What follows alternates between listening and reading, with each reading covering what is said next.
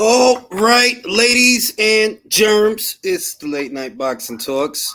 I want to start it off with a subject that's catching more and more momentum as every day goes by. I feel like Eddie Hearn has chosen to fan this flame because he recognizes there's a financial opportunity there as a result of Leonard's outbursts and threats of physical violence. Any good promoter worth his weight in salt will know that you can use that as a financial opportunity at a time when anyone from reality TV stars to YouTubers to Instagrammers are staging their own exhibition matches for profit. Why would two promoters in the sport of boxing be any different? I think that this fight commercially, depending on where it's set to take place, I think this fight does very well at the box office. I think it does very well at the gate. I think that Leonard more or less brought this on himself because if anybody started off making threats of physical violence, it was Leonard. So, what do you expect? And Leonard, look, Leonard's not a big guy. He's not much taller than Floyd, far older and fatter. But he's the one who ran around telling people that he'd slap Eddie Hearn and that he'd stomp out Eddie Hearn. So I say, do it for money. Why not? Why not? It's only right. It's the hurt business. Motherfucker, if you good at something, you don't do it for free. And if you in the ass-kicking business, why would you not capitalize on this opportunity? At a time when Black China's fighting a girl from Instagram, at a time when Jake Paul is probably going to fight Tommy Fury or John Fury or just one of them Furies that don't ever know how to be quiet. This is not far-fetched. It's not too much of a circus. Peter Guns, he had like a celebrity boxing match thing. So Eddie Hearn and Leonard Ellerbe can't. It's only right. And I think there's a genuine financial opportunity there. Or at minimum, there's an opportunity there to expose Leonard for being full of shit. They're like, bro, you're not going to stomp out nobody, fam. You not like that. Like, you only talking like that because you figure that he's a rich kid that won't beat the shit out of you. That's really why you want. It's a lot of people like that, man. It's a lot of people like that. You only talking like that. You're not like that. You're not the person that does those things. But you only taking it upon yourself to act like that because he's a rich kid. And I would love to see it because how amazing would it be if Leonard really does kick his ass, or if Eddie embarrasses him and drops him, makes him eat his words, because the vitriol and the hate and the animosity is real. That's what sells the fight. That's what's one punch that lands, just one punch, instant meme, regardless of who lands it, whether it's Eddie or Leonard. One punch, one photo op. You get that lady trap photos. She takes a lot of great photos of fighters. You get that lady, get her to take the pictures. One punch, instant meme, man. Instant meme. Goes viral. There's a genuine opportunity there, you know what I mean? Shout out to Mountain Football. What's goody? Daniel Rios, Rod Rivas. The good guy wins. Don't ask me. Boxing God, Leo in the building. Carmen in the building. Ray's in the building. Denny in the building. Jason Costa is in the building. Michael Giles, LT is in the building. Jay's in the building. And we out here, yo. We out here. Rafa, que lo que es. And I think, my main thing is this. If Leonard has the gumption to issue out physical threats of violence, him being a promoter in the sport of boxing, the hurt business, where you make money off of the violence, you make money off of the punches, right? Why would you do that for free? Make some money. You could make a lot. I'll bet you that fight, Leonard would make more money, sell more pay-per-views off that exhibition match than trying to promote Gervonta Davis. I guarantee it. I guarantee it. He would make more money in an 8-rounder with Eddie Hearn or a 6-rounder because, both those guys are over 40. He would make more money doing that than trying to promote Gervonta Davis. The gate would be bigger. The buys would be bigger. People would fly over from the United Kingdom. You know what I'm saying? Barry Hearn would come over. I don't know about Leonard's dad. I don't know if he's still alive. And Leonard has access to Floyd Mayweather, the TBE. the TBE, right? He got access to Floyd. He got access to Senior. Best trainers in the world, right? Best boxer in the world, right? This should be easy payday. It should be like a bank heist. So I don't know. Like, it kind of make me feel like if I'm Eddie Hearn, if I were Eddie Hearn, I would exploit the hell out of this whole thing. I would gold Leonard. Come on, you little bitch. Ain't you said you was going to stomp me out? Come stomp me out. Let's do it at the O2 Arena. Let's do it at the MGM. You stomp me out at the MGM. Let's get it. We both promoters. This is what we do. We sell fights. Let's sell our fight.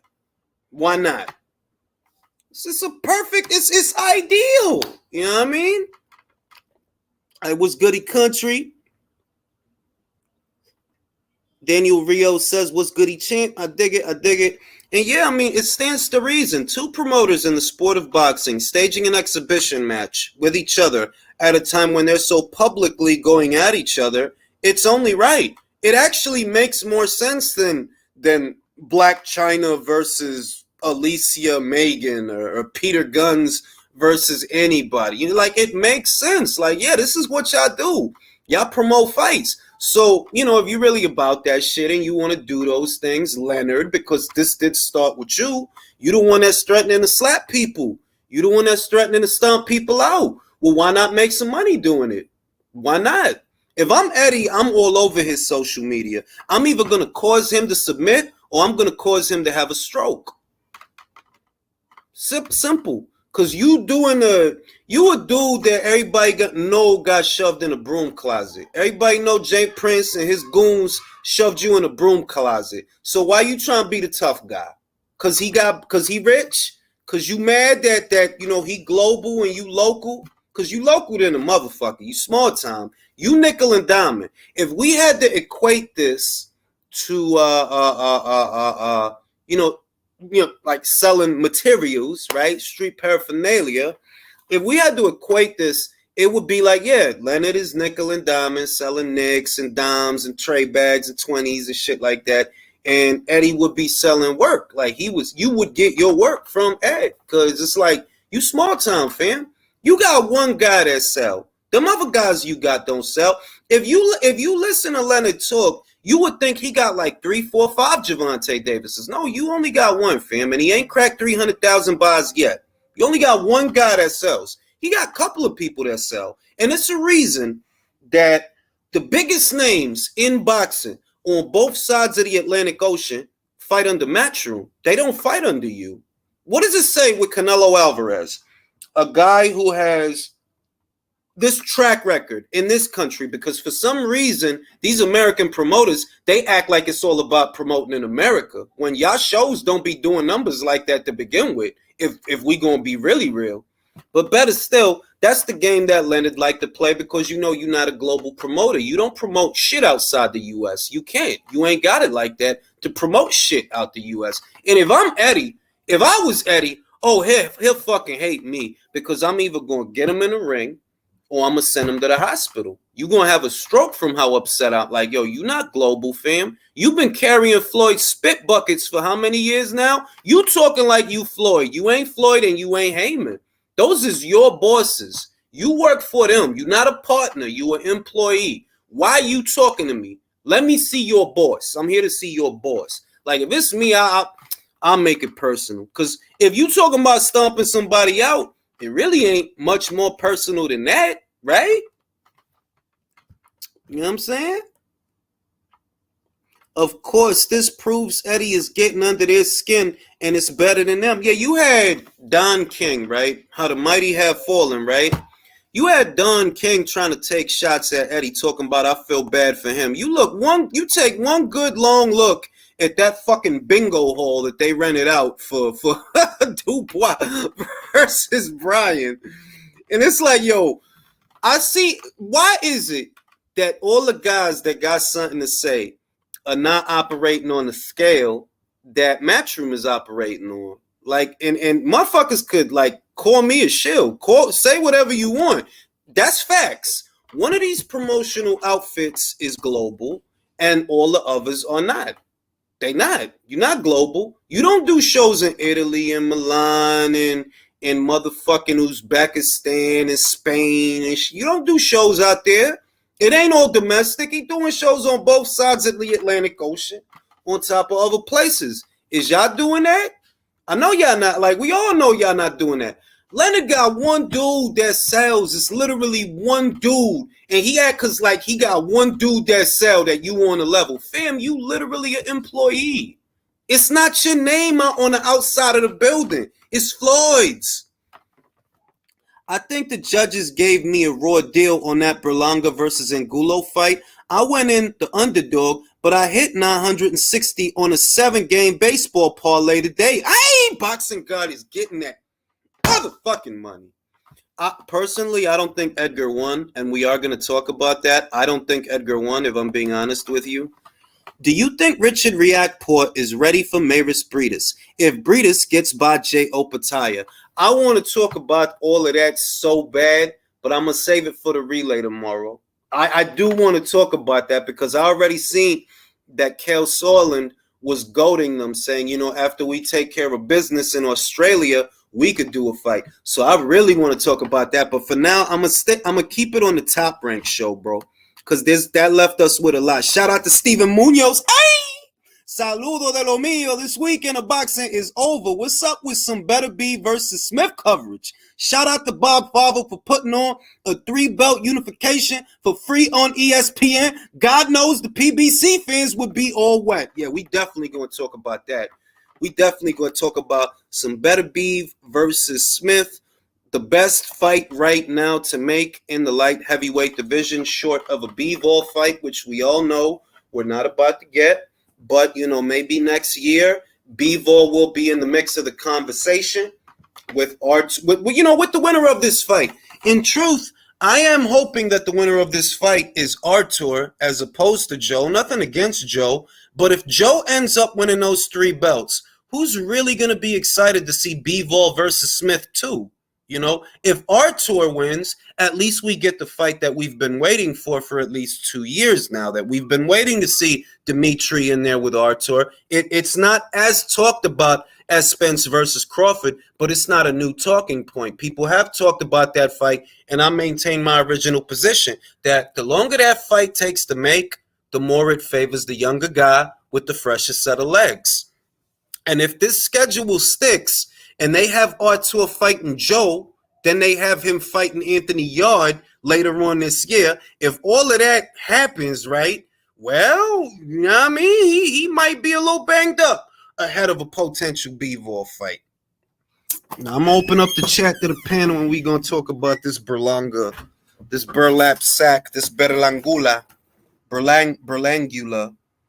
He over here biting people and all of that. I don't understand that. You ever got so mad you bit somebody? That's crazy. So we're going to talk about that. And we're going to get into all the gory details.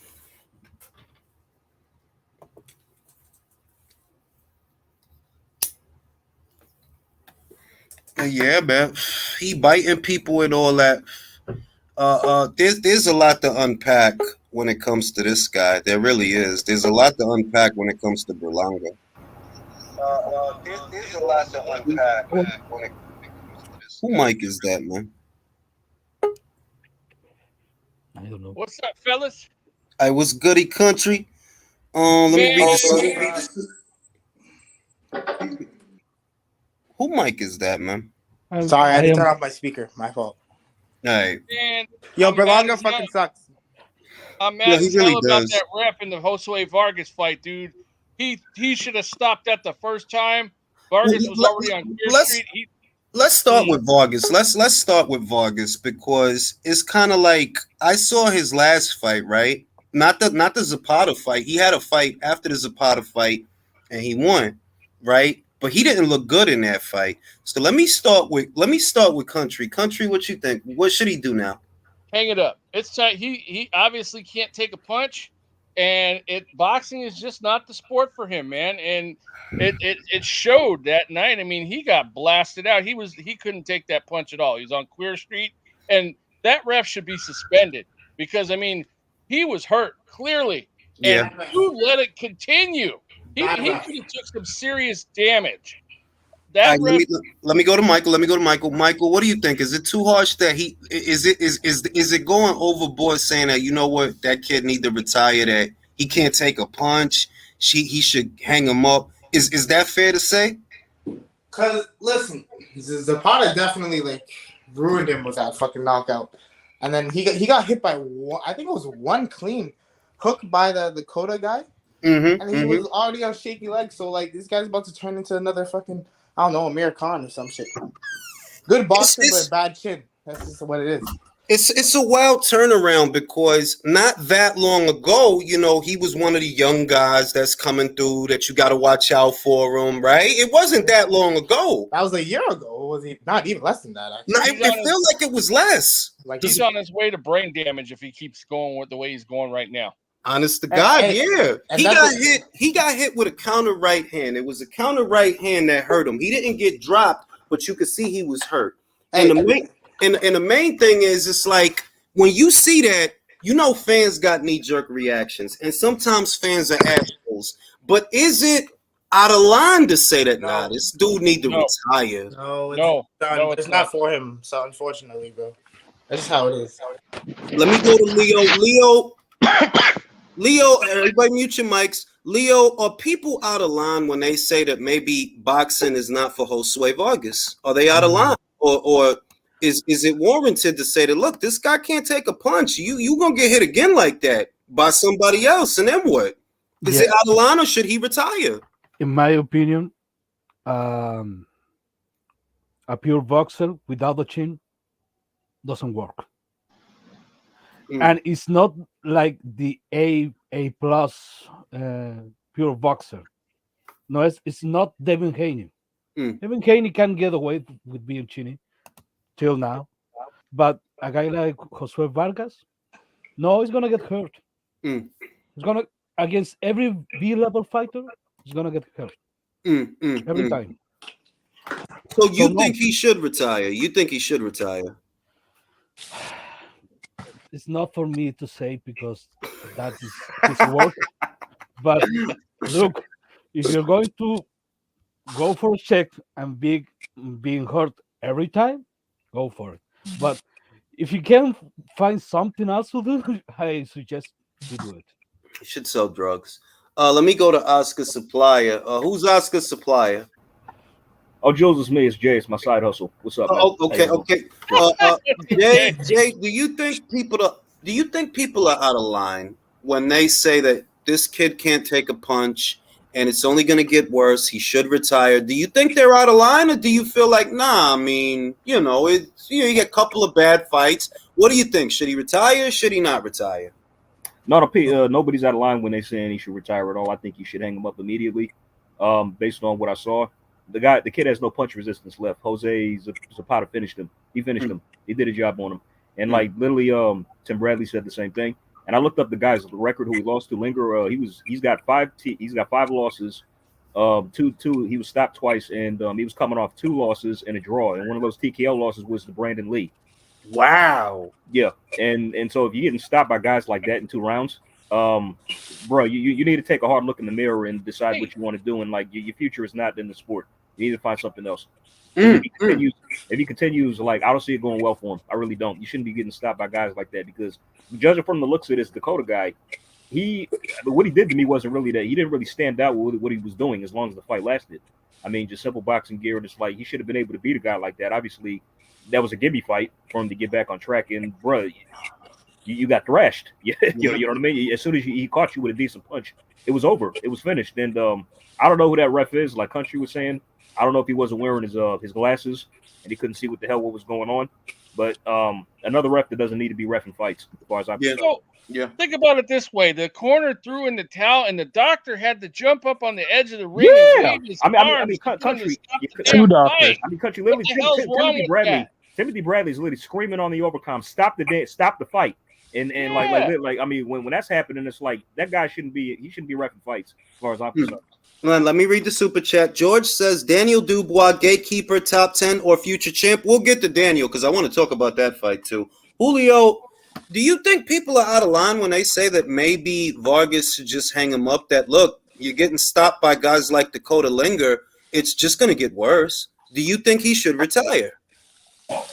Yeah, I think people are saying it for a good reason. Like they're looking out for his health. I don't think it's impossible that he can't turn it around. I think maybe there's a small chance, but I wouldn't take it because this is not one of those sports where you can take those type of risks.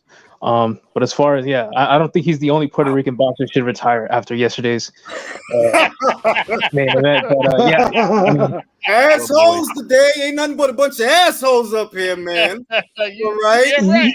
I think it. No, but look. How we do it? I'm when it comes to Vargas, right? I because of safety, because of what just happened to the South African boxer, because of what just happened to Phoenix Ayala in Scotland, and thank God that she's okay and she's gonna make it and she's alive, right? That they did. She's alive. That's great. She's alive. Yeah, she cool. Oh, thank God.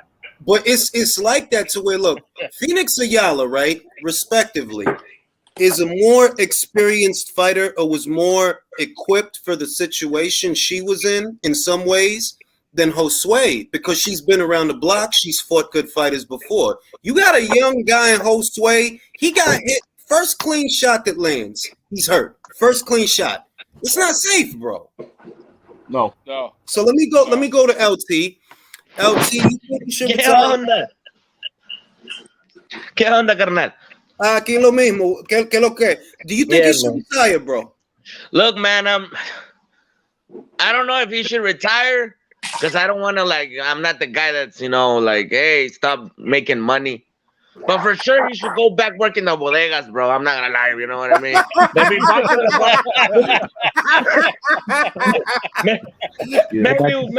box on the side, but keep your full-time job at the bodega, bro. You know what I mean? Oh, Damn. I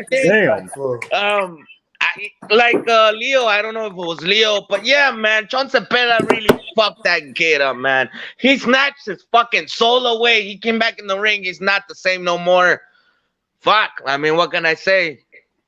Es que tú sabes lo que, ese tipo, he was a journeyman. We all know that Dakota Linger is a journeyman, and I don't mean that in a bad way. It's just a matter of fact. Sí lo es.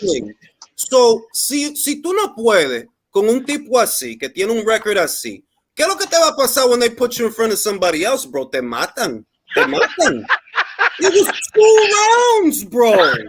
Dios mío. What a glorified sparring session that guy is, no?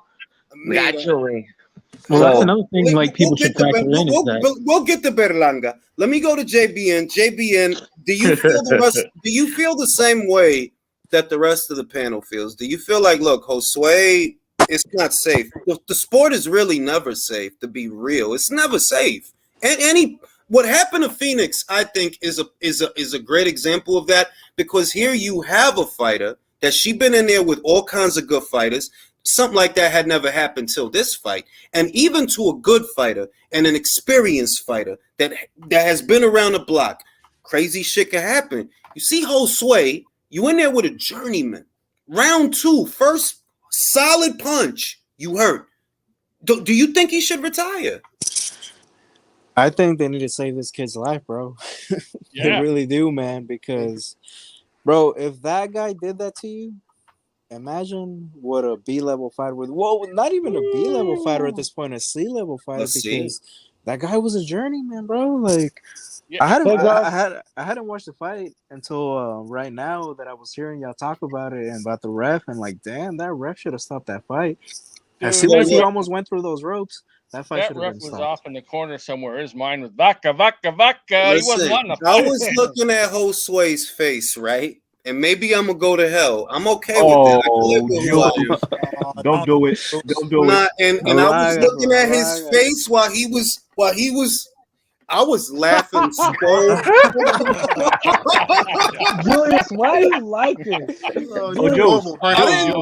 Jules, you're like this. You're like this, Jules. Like, I told my pops what happened, right? And I'm like, he goes, "Is that the kid that Zepeda got knocked down?" Or I'm like, "Oh yeah." He goes, "Oh good, that's what he gets. I'm happy." I'm like, "Oh," but my pops. Think about both the knockouts. Think about both the knockouts. The Zapata knockout was in the first round. The first round. He got beat down in the corner, and his brother was crying in the audience. this one was in the second round. Like, I don't know what's going on, but he doesn't have punchers. And look, it's not about being an armchair critic. It's not even about being an asshole. It's a real observation. No, we don't want to see him get hurt, man. I mean, was he always vulnerable? I mean, was he always vulnerable? Like, always? I can't say that. Let me, like, Chris, do you think that he should retire? Let me give you guys a retort. At one point in time, Freddie Pendleton was a journeyman, wasn't he? He knocked out Roger Mayweather and Tyrone Trice. Both went on to fight for world titles, and Roger Mayweather was the champion of the world. Let's keep it a buck. Gerald McClellan lost 2 fights before he fought Nigel Benn. And at the end of the day, man, you got to let these guys at least fight, man, bro. Journeymen punch hard, too. The only reason why journeymen don't land, because the fighters they're usually fighting are better. But when they do land, journeymen have known to upset certain boxers. I can give you a perfect example. I watch a lot of international boxing. There was a middleweight in the 80s called Earl Christie, right? He was the best guy. He was touted more than Nigel Benn, Chris Eubank, Michael Watson, and Harold Graham at one point in time. He fought a Belgian light heavyweight, and this guy was outweighed by like 15 pounds. Guess what happened to Earl Christie? He got knocked out, and he never was the same. But at the end of the day, do I think Josue Vargas should stop fighting? It's looking like that, but at the end of the day, we got to give him at least one fight. We have to at least give him a whole year to recover, because at the end of the day, this is how these people feed their family. Do I think Dakota? No, stop it, nigga, stop. Please. He could do something else, man. But let me finish off, guys. Yo, elite tier boxers has been bumped off by a journeyman from time to time. It happens. It does happen. Don't get it messed up. Let's look at it like this. Didn't Cal Brook have a tough time with Carson Jones the first fight? Sure. Did he win that fight? Yes. This is boxing. He didn't get knocked out in the second round, bro. I know. Right. This is boxing, bro. I understand that. This is the reason why I brought up that was a recent example of a guy who was a prospect going through some tough times in his career, bro. Yo, you gotta remember. I remember this guy fighting some big Mexican dude that could crack a little bit. And he got hit with some hard shots. And at the end of the day, he didn't go down. Yo, Sean Cepeda ruined Ivan Barancic's career too. Let's keep it a buck. Yep. That is true. He can punch, bro. He ain't been the same since that fight, bro. He really hasn't. He ain't been the same since that fight. Montana got him at the right time in that fight as well. You could be arguing. You know what the wildest shit about Chung is? He looks like a substitute teacher. You never think violence. You never think that all that violence, because he looked like a cool dude. He looked like he don't talk much. He don't even talk shit. But put him in the ring. That's good. Them murdering niggas really get busy like that. They be quiet, bro. Someone said start with the hands. I'm good. Hey, yo, IQ, you think he can stop Josh? Josh Taylor. Bueno, esto es lo que es. Chung is a southpaw. Chung is a bigger puncher than Jack Catterall. He's not slick. That's all I'm saying. I didn't say nothing, pero eso no es la verdad. Él no tiene más pegada que Jack Catterall. Yes. Y tiene más experiencia que Jack Catterall. Más pegada que Ramirez. You're telling the truth, bro. But understand this, bro. If Hank Lundy can do that to you, because mind you, Hank Lundy looks bad. Bro, but it's styles, bro. Hank is not. If Hank was like Josh, that he's gonna take the fight to you, lead uppercuts, coming in, you know what I mean? I would see your point. Hank is boxing. He's sticking and moving. He's staying on the perimeter of the ring. He's not coming to you. He's boxing around you. It's a different fight. You don't think Josh Taylor? Yo, you nasty motherfucker, you. Yeah, man. Yo, Jules, you don't think Josh Taylor can keep it at the end of the jab against Sean Cepeda? Cepeda doesn't have at the end of the jab with Jack Catterall. Because he thought he was gonna knock him the fuck out. And he doesn't think he's gonna knock out Chung? Okay, he did outbox Jose Ramirez, didn't he? That was 2 fights ago, bro. Josh is struggling to make weight. I'm not saying nothing. Listen, wait. I'm not saying nothing. I'm just saying the threat level of a Chung is greater than the threat level of a Jack Catterall, and we just saw you against Jack Catterall. We just saw you. I agree with that. 100%. I think Josh Taylor should move up. Tiene razón. He's not going. Yeah, he's going to fight John. He's going to fight John. There's no in other words, there's no hypotheticals here, fam. He said he's going to stay at 140. He's negotiating with Chung. They already agreed to the terms. So it's a matter of, okay, if Jack did that to you, what will Chung do to you? The real question. I don't think Sean doing a damn thing, but if Sean landed that left hand and almost killed Josh, I won't be surprised, bro, because that left hand is nasty, bro.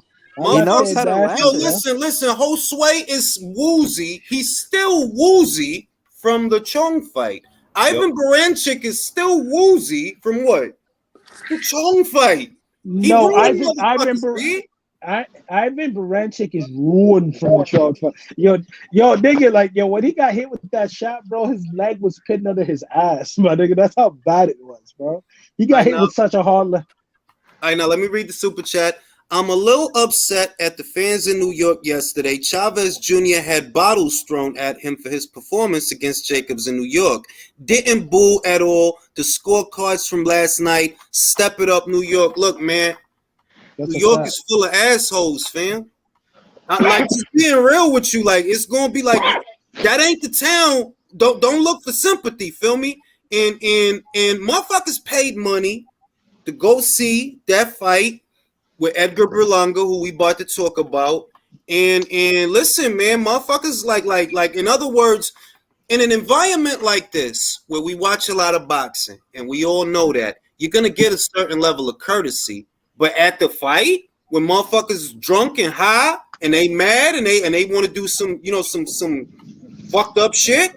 Nigga shit, just say like. No, I ain't gonna say not because because I don't know who threw. I don't know who threw anything. It can fuck up. Maybe it was a motherfucker from fucking Long Island or some shit, or maybe it was a motherfucker from upstate. I don't know. All I'm saying. Don't put that on us. Don't put that on us. I don't know. I don't know. We're well managed. Nah. Let me read the next super chat. Michael Buffer says. Michael Before says, after seeing a Berlanga fight in the top-ranked scorecards, Alicia is doomed. That's why you can't let it go to the cards. That's why you can't let it go to the cards. That's why you can't let it go to the cards. Alicia's picking up barracudas, man. She's trying to kill that woman. Listen, Alicia, I think Alicia wants to kill her badly. I'm not happy that it worked out that way to where she got over there. She going over there. I'm not happy about that. But I have faith because I've spoken on many occasions. She told me many times she feels she can knock her out, and I hear the conviction, the power of belief. I hear it. You feel me? I hear it to where I believe it. Like, nah, I believe it. I believe in her. The power of Gemini violence is very powerful. She going to hit her with the whole motherfucking state of Ohio. We ain't got to worry, y'all. We ain't got to worry. Alicia knows what she got to do. She knows what she got to do. You think she don't know that motherfucking shit? She know that shit. She know what she got to do. It's going to be a good fight, though, man, because Michaela's a good opponent, too. She is, man. Like, look, we wouldn't be sitting here talking about the shit if she wasn't. She's good. She could fight on the inside, box on the outside. She could move lateral, or she could bring the fight to you. She got a great amateur pedigree. She's a unified fucking champion. She, like, I'm not big on Michaela, but I don't need to be to say, yeah, she's the real motherfucking deal, though. She is. My thing is always was this with you, Jules, in terms of this fight. Michaela when. Boxeo bien la niña. También.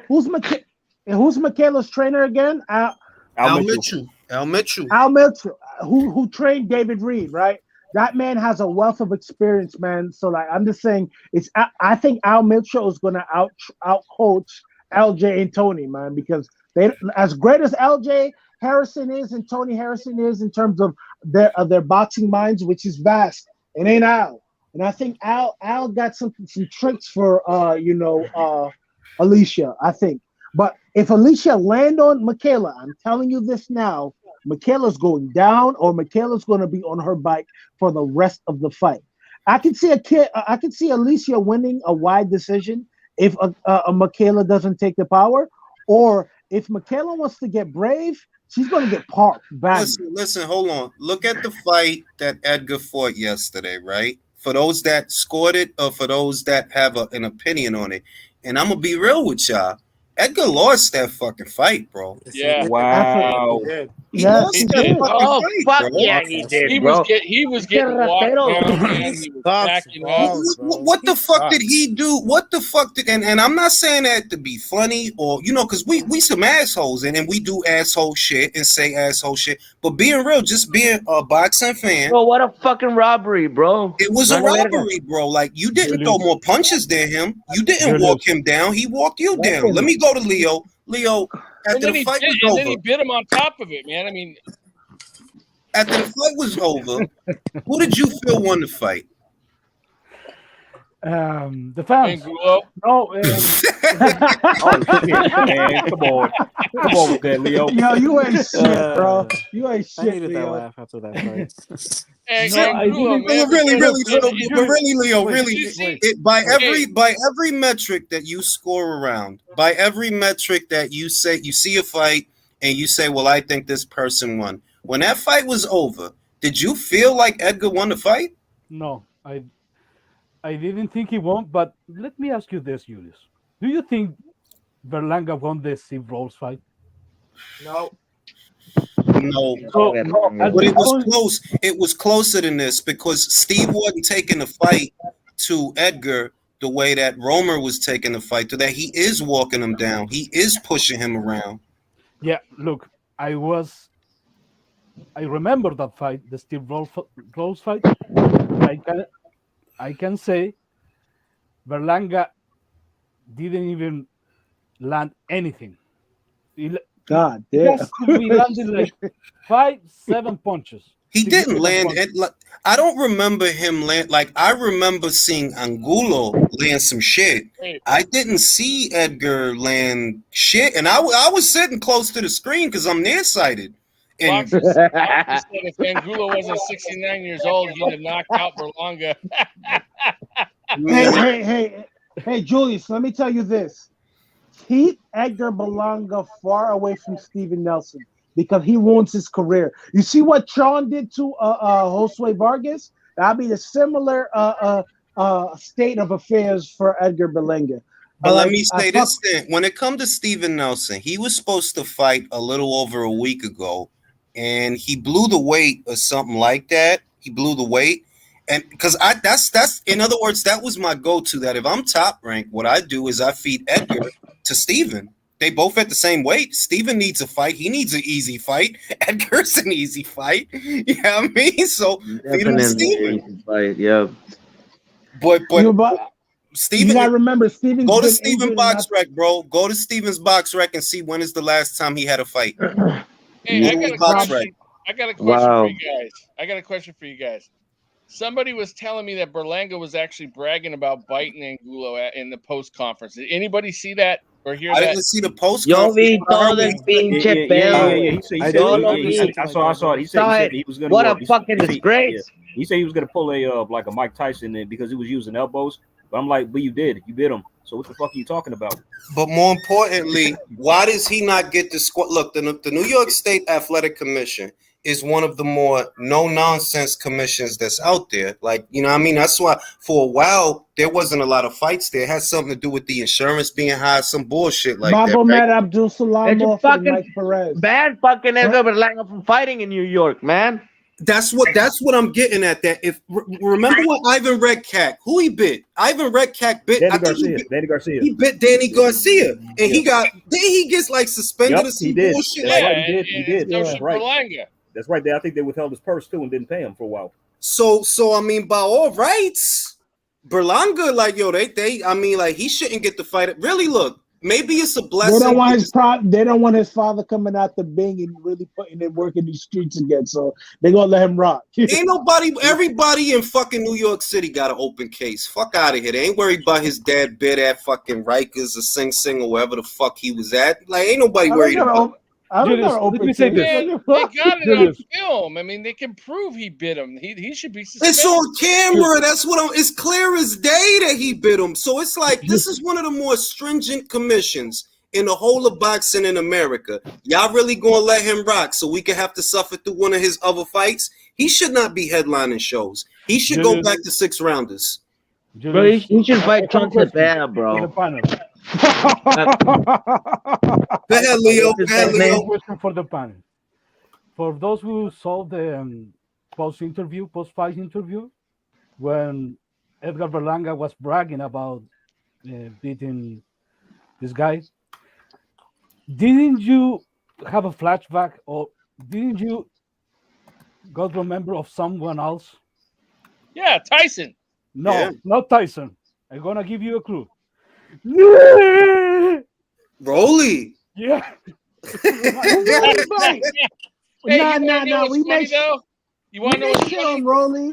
We may do a lot of things about say shit about Rolly, which is granted, but Rolly would never do some shit like that. No, never. man, He would Berlanga landed never. more with his mouth than he did with punches, man. Listen, man. Let me say this. At least Rolly throw punches and land punches, bro. Like Berlanga don't even do that, bro. Let's keep it a buck. Like I don't fuck with Rolly, but about that. Say it again, Leo. The fact that he was saying like it was a good thing, a macho thing. No, you're talking like a fucking retard. Yeah. Well, I'm gonna be real. This generation goads a lot of corny and weird shit. So that's the only reason he getting away with that. Because to me, I thought less Mike Tyson, and it seemed more to me like Cash Ali. Y'all remember when Cash Ali was fighting? I remember. He beat David Price. Yeah, He got disqualified. Yeah, I'm like, he bit him in the chest. I'm like, yo, what's wrong with y'all retarded cats? Be like, y'all, you slow or something? Like, fuck is wrong with y'all, fam? Yo, you retarded cats alone because when Mike do some shit, that's Mike, bro. Mike could do what the fuck he want, B. That's Mike. But you a retard. Why do we give Mike? Rolly don't even look that bad. You gonna tell Mike he can't bite somebody? Go ahead. I'm not. Go ahead, Chris. You tell him. Hey, man, Rolly doesn't even look that bad though, man. Come on. Hey, yo, Julius, about Mike, right? Before, and then we're gonna get back to the situation. Let's keep it a buck, bro. No one said pause to Mike when he said, "I'll fuck you till you love me." Ain't nobody gonna say. Like, nobody said that's pause. The point. If they ain't check him, I think it was Scoop Malinowski. I think he was talking to. He said, "Put him in a straitjacket. Put him in a straitjacket. You bitch ass white boy." I was like, "Yo, I'll fuck you, Jules, let's keep it a buck. If Scoop would have got raped that day, I ain't snitching. You just got to take that. That's you making everybody on the panel uncomfortable, fam. Bro, like, let me read the super chat. Let me read the super chat. Napoli says Berlanga best steer clear of any. Yeah, that's obvious. That's fucking obvious. Virtuoso says Berlanga should be banned from boxing and go into competitive eating if he wants to eat. Now, what I want to talk about when it comes to Berlanga and the fight that we saw, and I'm going to go around the board with this. I'm going to start from the bottom to the top. Chris, is there any hope for this guy? Well, he's going to have to leave New York, and he's going to have to really spar guys. He did, bro. He did. He was in Puerto Rico with the new trainer. They said it during the broadcast. He was in Puerto Rico training. Okay, that's great. He's going to need to go to the Midwest. What he was doing? That's his normal Miami cocaine shit. He wasn't. Nah, bro. Let me tell you something. Okay. To be quite honest with you, not even that. He needs some, like, you remember when Joel was on a panel? He said something like this. Yo, Edgar Berlanga needs to go to the Kronk gym. Like, he said this. Yo, if you want to be aggressive and all that good shit, you're gonna have to be in a aggressive gym where they try to take people head off.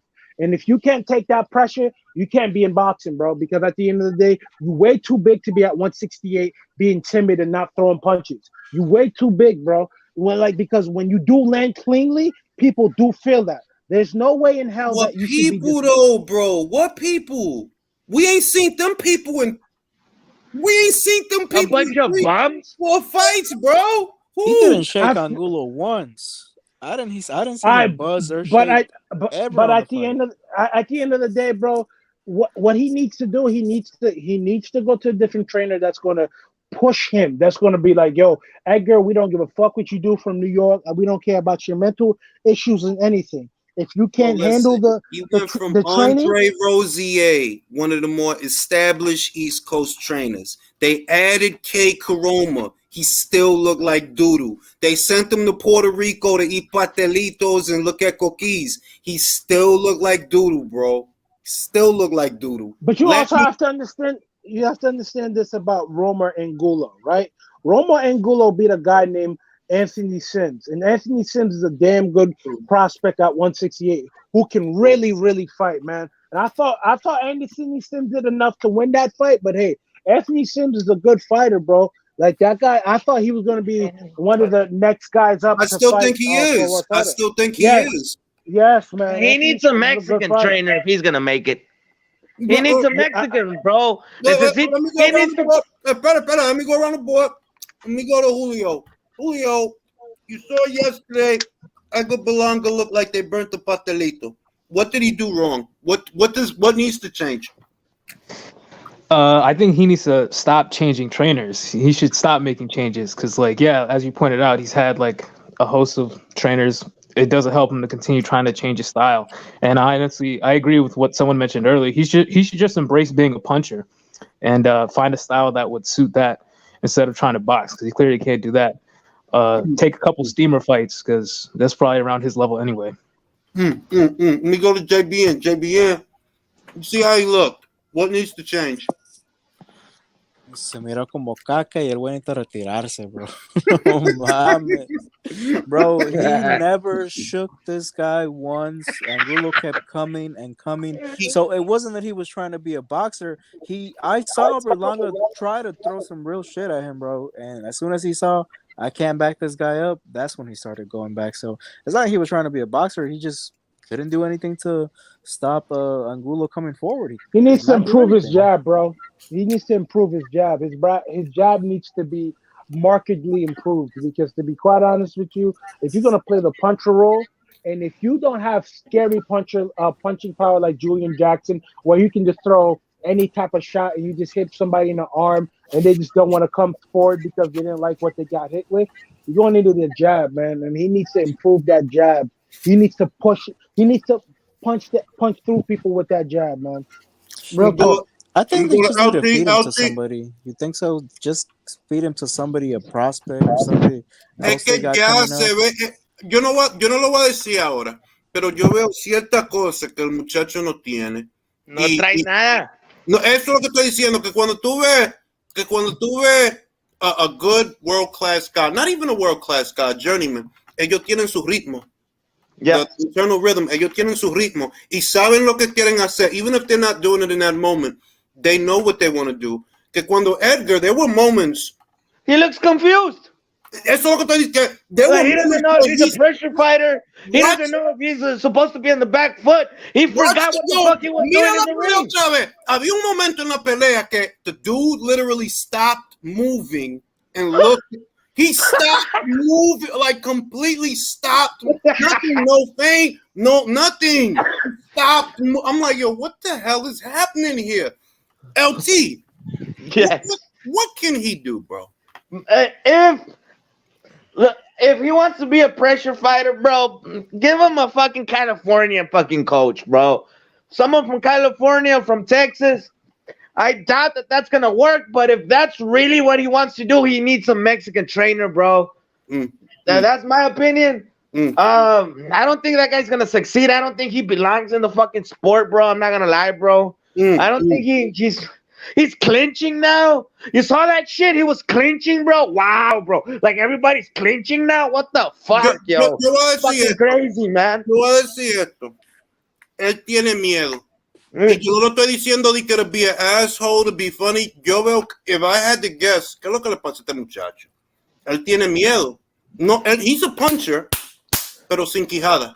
Sí. So he can't commit to what he can't commit. If he commits, he'll get caught like Coceres caught him. So cuando you're a puncher, pero tú no tienes quijada, it's over, bro. For me, like, I've never, like, in other words, you're gonna go for it one day, and you're gonna get caught, and you're gonna keep getting caught. You know what I mean? Tú no tienes la otra cosa que tú necesitas to survive. You don't have a great jab. You know what? A Mexican trainer would like wrap weights around his neck and tell him, "You're gonna do this 3 times a fucking day, all right?" Yeah, he's like a puncher who's gun shy. That's like a racehorse with no nuts.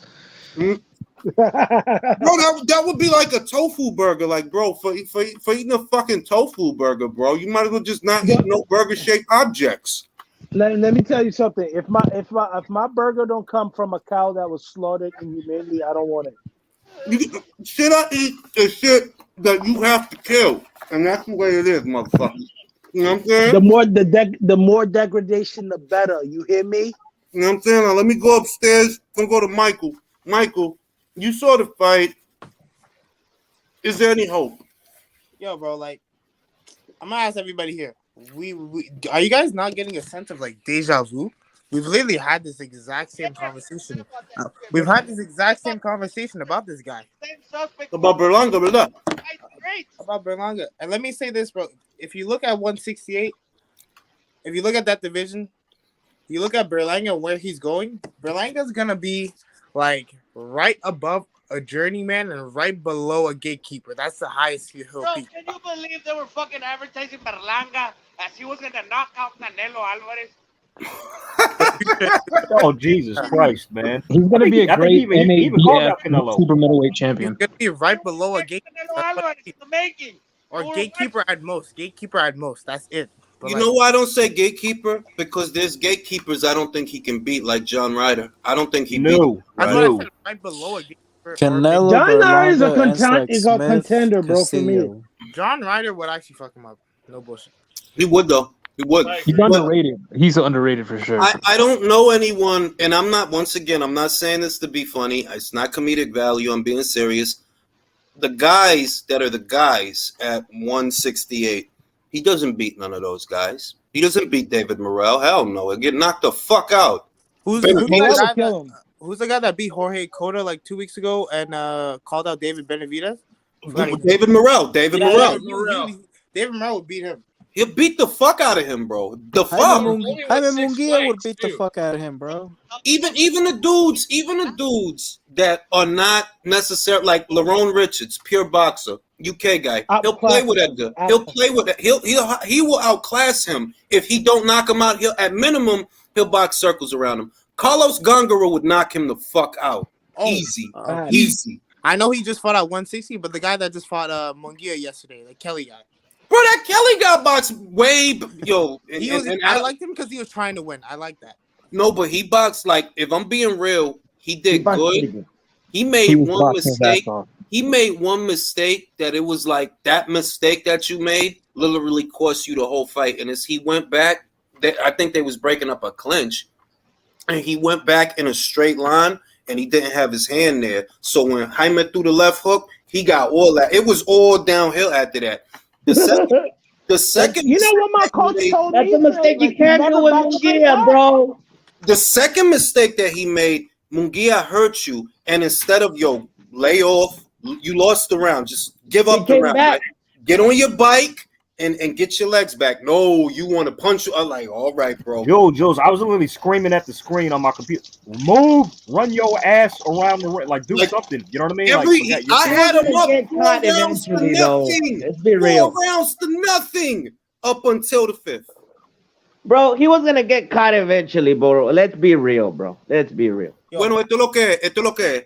It's more like you knew what to do, and physically you don't have it. See, in other words, you had the right game plan, but you're not on that level of a Charlo and Andrade esa clase de gente that they could take a punch a bit. They could take a punch. First time Jaime gets off something real solid, ya se acabó la pelea. So it's over, bro. You don't make that around, bro. Right? He can't punch. You did everything right. It's just that physically you're not a physical specimen. You know what I mean? That you know, like Joe Smith Jr., for example, he is a physical specimen. That yes, he's not the best boxer, doesn't have the greatest jab, but physically, this dude is a bad motherfucker, dog. He fought with a broken jaw for how many rounds? You know what I'm saying? Right hand straight from the construction site, B. From the construction site to your face. That motherfucker, yeah, that's an elite physical specimen, even if he's not an elite boxer. That in terms of nuts and bolts and shooting a jab and feinting and all, he don't got all that. But he is a great physical specimen. With Kelly, you a good boxer, bro. Like he's good. You just don't physically. You didn't have it for that because that was the first clean shot that Jaime really got on, and that's it. That's it, bro. It's all downhill from here. That and I felt like Jaime could feel I'm down, aren't I? Like I'm getting mad now. Like this fucking guy, he threw like 3 lead left hooks that smacked the shit out of Jaime, and Jaime wasn't hurt, but obviously he's not gonna like it. Like yo, this dude just slapped the shit out of me, B. All these people here for me, and I'm getting the shit slapped out of me. You know what I'm saying? It was a fun little fight, but he another motherfucker that yo, you need to fight people, bro. You was a champion before. I didn't forget. You was a champion at 154, bro. All right? Like you can't just keep fighting these fucking nobodies, bro. And you got your championship off of a little dude. Facts. Dilo otra vez. Not his fault. No te oigo. Está debajo de la cama hablando. They don't want to make the fights. It's not his fault. Mira, no me diga eso porque Oscar de la Hoya lo salvo. No vamos a comenzar con la vaina. Oscar sabe que Showtime iba a pagar para la pelea. ¿Cómo va a ser que Oscar lo saca de la pelea en Showtime para ponerlo con Jim Kelly? No, we can't blame nobody else for that. Eso fue Oscar. We can't blame nobody else for that. If you don't have a high profile fight to make for him in-house, how you going to stop him from doing that somewhere else? You don't have nothing to offer him. You don't have a belt for him to fight for. You don't have a high profile fight with maybe somebody upstairs or somebody from there. You don't have nothing for this kid. I want him to go over there. Let me read the super chat. M.A. Bustamante says Top Rank wants that Puerto Rico money. Trying to make a new Trinidad Cotto out of a club fighter. Josue will get dropped by he will. I don't doubt that for a second. Josue will get dropped by Top Rank. We'll miss seeing him get knocked out. Look, the best Puerto Rican prospect out there, right? There's actually 2. There's Xander and that other kid that fought on the same card as Bruce Carrington, the other Puerto Rican kid, the stocky one. I think he campaigns at was that lightweight or super lightweight? It's stocky kid, man, Puerto Rican kid. He got like peroxide in his hair, some shit. But he and the other John kid, Bowser too. That's what I was thinking about right now, John Bowser. But the other kid, if you look on if you go to BoxRec and you pull up the event. For the card that Bruce Carrington was on, it's a Puerto Rican kid on there, man, and he was really fucking good, man. Other than that, Josue and Edgar, they gotta go, bro. They gotta go. They ain't it, man. And really, I was never convinced of Edgar. And if you go to the videos that I did 2 years ago when they was 16 knockouts, 16, I'm like, bro, you don't learn shit knocking shit out in one round, bro. You not gonna learn shit. Nope. Everybody ain't gonna be like that. You gonna end up with some stubborn ass motherfucker that he could take the power and he's not gonna go away and he gonna keep and you just not gonna know what to do. And that day is here. Jay, is there any hope?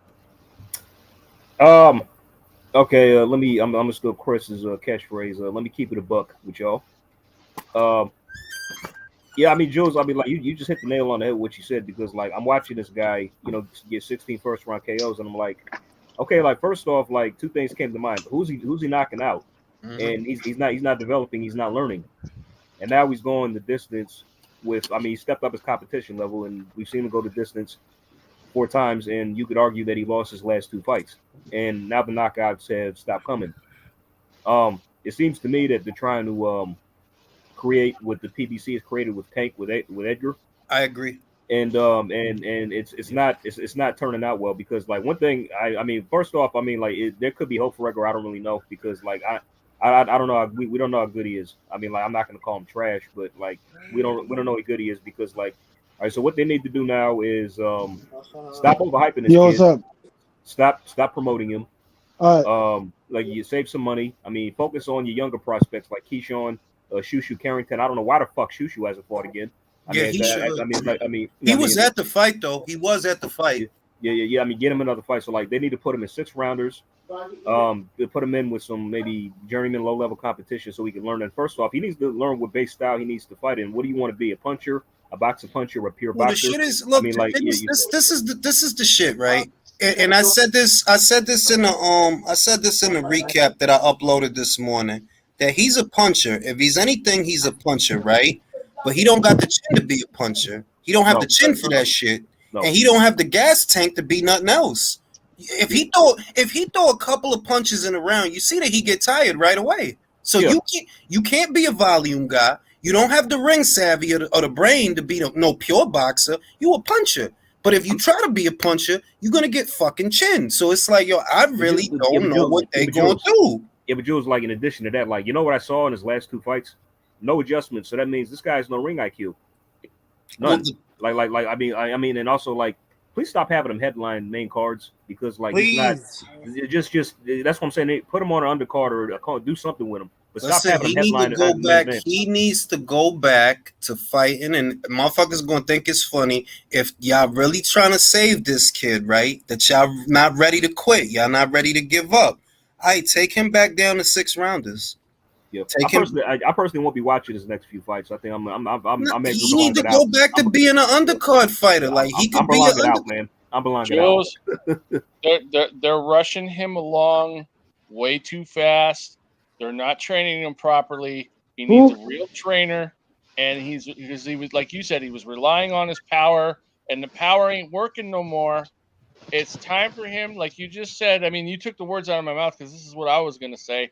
He needs to concentrate on his fundamentals and experience, and develop his ring IQ, and be able to develop answers for fights, because he had no answer in there. All he was doing was backing up, getting hit, and getting frustrated. He refused to go on the inside. He tried to stay on the outside. Yep.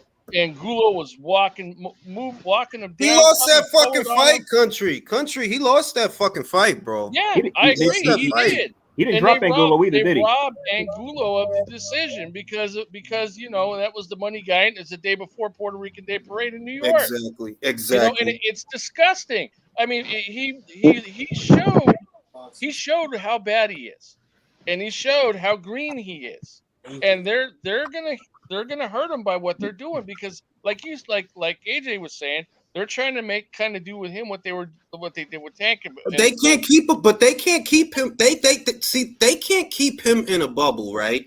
To where he stays in the bubble, but little by little he gains marquee value like Tank. Because what we can say is that Tank does have a cult following. He does have a following. We have to acknowledge that.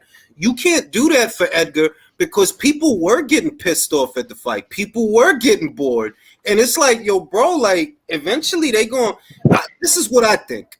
If Top Rank is not ready to give up on this kid, take him back down to 6 and 8 rounders and put him on undercards. Well, see, and his trainer now shouldn't put up with him biting.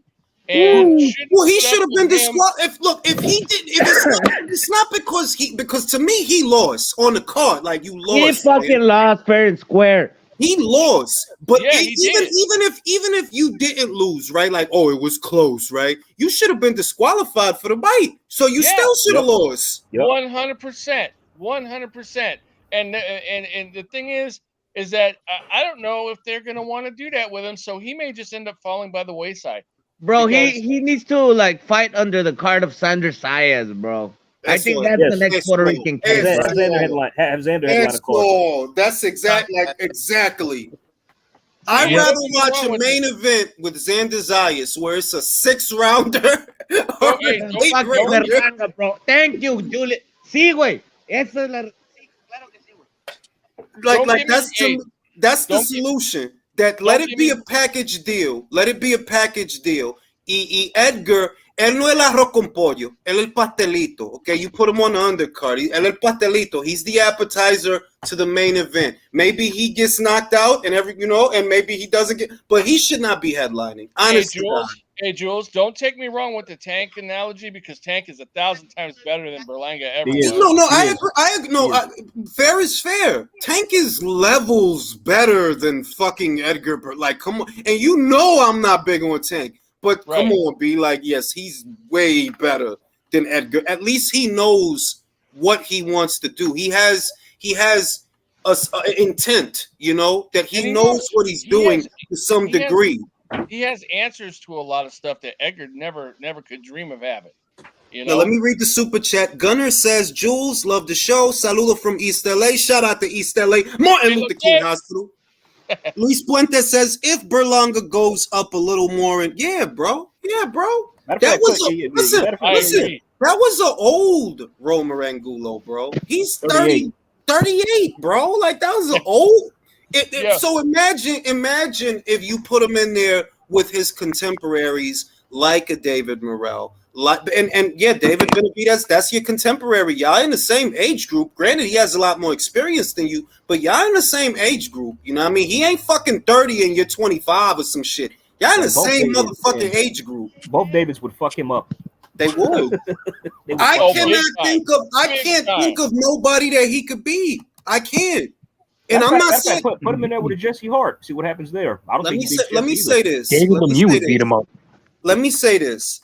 If you're top rank, you saw the fight, and you top rank know they box and they know how to bring up prospects. What's the next move? Find another past his prime contender for him to fight, or what? Like, what's going? Do you keep promoting him? Do you keep making fights for him? Bro, give him Nico Ali Walsh.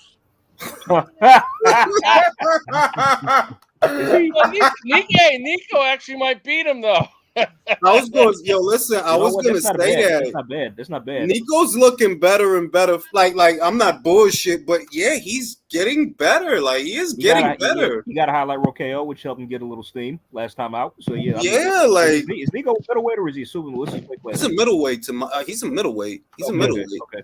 But I mean, like, bro, let him go in there 8 pounds heavier, Yeah, I mean, he's not little for middleweight. He's not little, you know what I mean? So it's not like he like fucking Curtis Stevens going to fucking super middleweight. He's got some size. He's going to grow. He's in his early 20s, so he's going to grow. They should feed Edgar to Yanni Beck. Oh, God. He dies. He literally dies. Oh, yeah. Oh, yeah. Bro, look, you know what? To make an omelet, you got to crack a couple of eggs. If you want Yanni Beck to be a star, and you know that Charlo's not going to fight him, and you know that Andrade's not going to fight him, and you know that he doesn't want to fight Gennady, not that he could get him anyway, right? The best thing you could do now is feed Edgar to Yanni Beck. Like, he'll beat Edgar at 160. 160, he beats Edgar. He even got to go up and wait for that fight. Even about that fight, I'm not gonna lie. Who Edgar dropped, bro? If Edgar dropped the 154, he'll drop before he get the 154. He'll fucking die, bro. On the way to 154 in the car to 154. He will die. What about Murata? Said, man. Look what Virtuoso said. That's a great fight. Puerto Rico versus Japan. The Saki versus the Brugal. It's a great fight. Yeah, go ahead. That's a great fight. Lukewarm take. Chavez Jr. Bro, come on, dude. Yeah. Today's Chavez, con los tacos, the stilettos that he had, la carterita, that Chavez beats Berlanga. Yeah, I picked Zach Parker. I picked Zach Parker to beat Berlanga too. You know that I was thinking about that. Look, after the fight, they put a WBO title on his waist, so that tells me that he's going the WBO route naturally. Paco's WBO is a Puerto Rican-based organization. Paco's Puerto Rican. You see the strategy. You know what I mean? They put a WBO title on his waist after the fight, so he's on the WBO route. And I'm like, yo, make Berlanga versus Parker. Why not? Why not? The fuck? Julius, wait. Parker needs to fight. He needs something to do since Andre pulled out. So, like, you know, why not? Chavez Jr. versus Berlanga is an interesting fight because both guys don't like use elbows. That's true. Do you remember the Chavez Jr. fight versus Danny Jacobs? Yeah. He was complaining about, he was using elbows. What the fuck is that? What in the hell is That'd be hilarious. That's like the next Mexican Independence Day fight.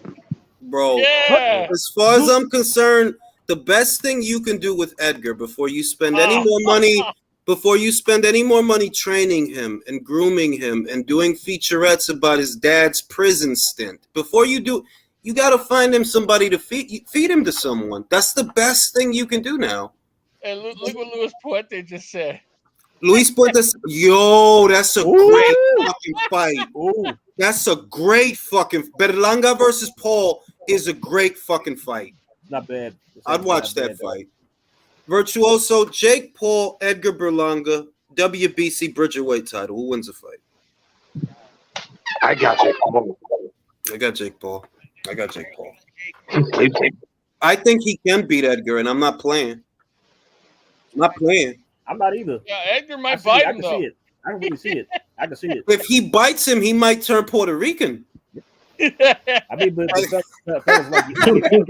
know we're telling jokes about Jake, but honestly, like, I think he's a lot better than people give him credit for, if I'm being honest.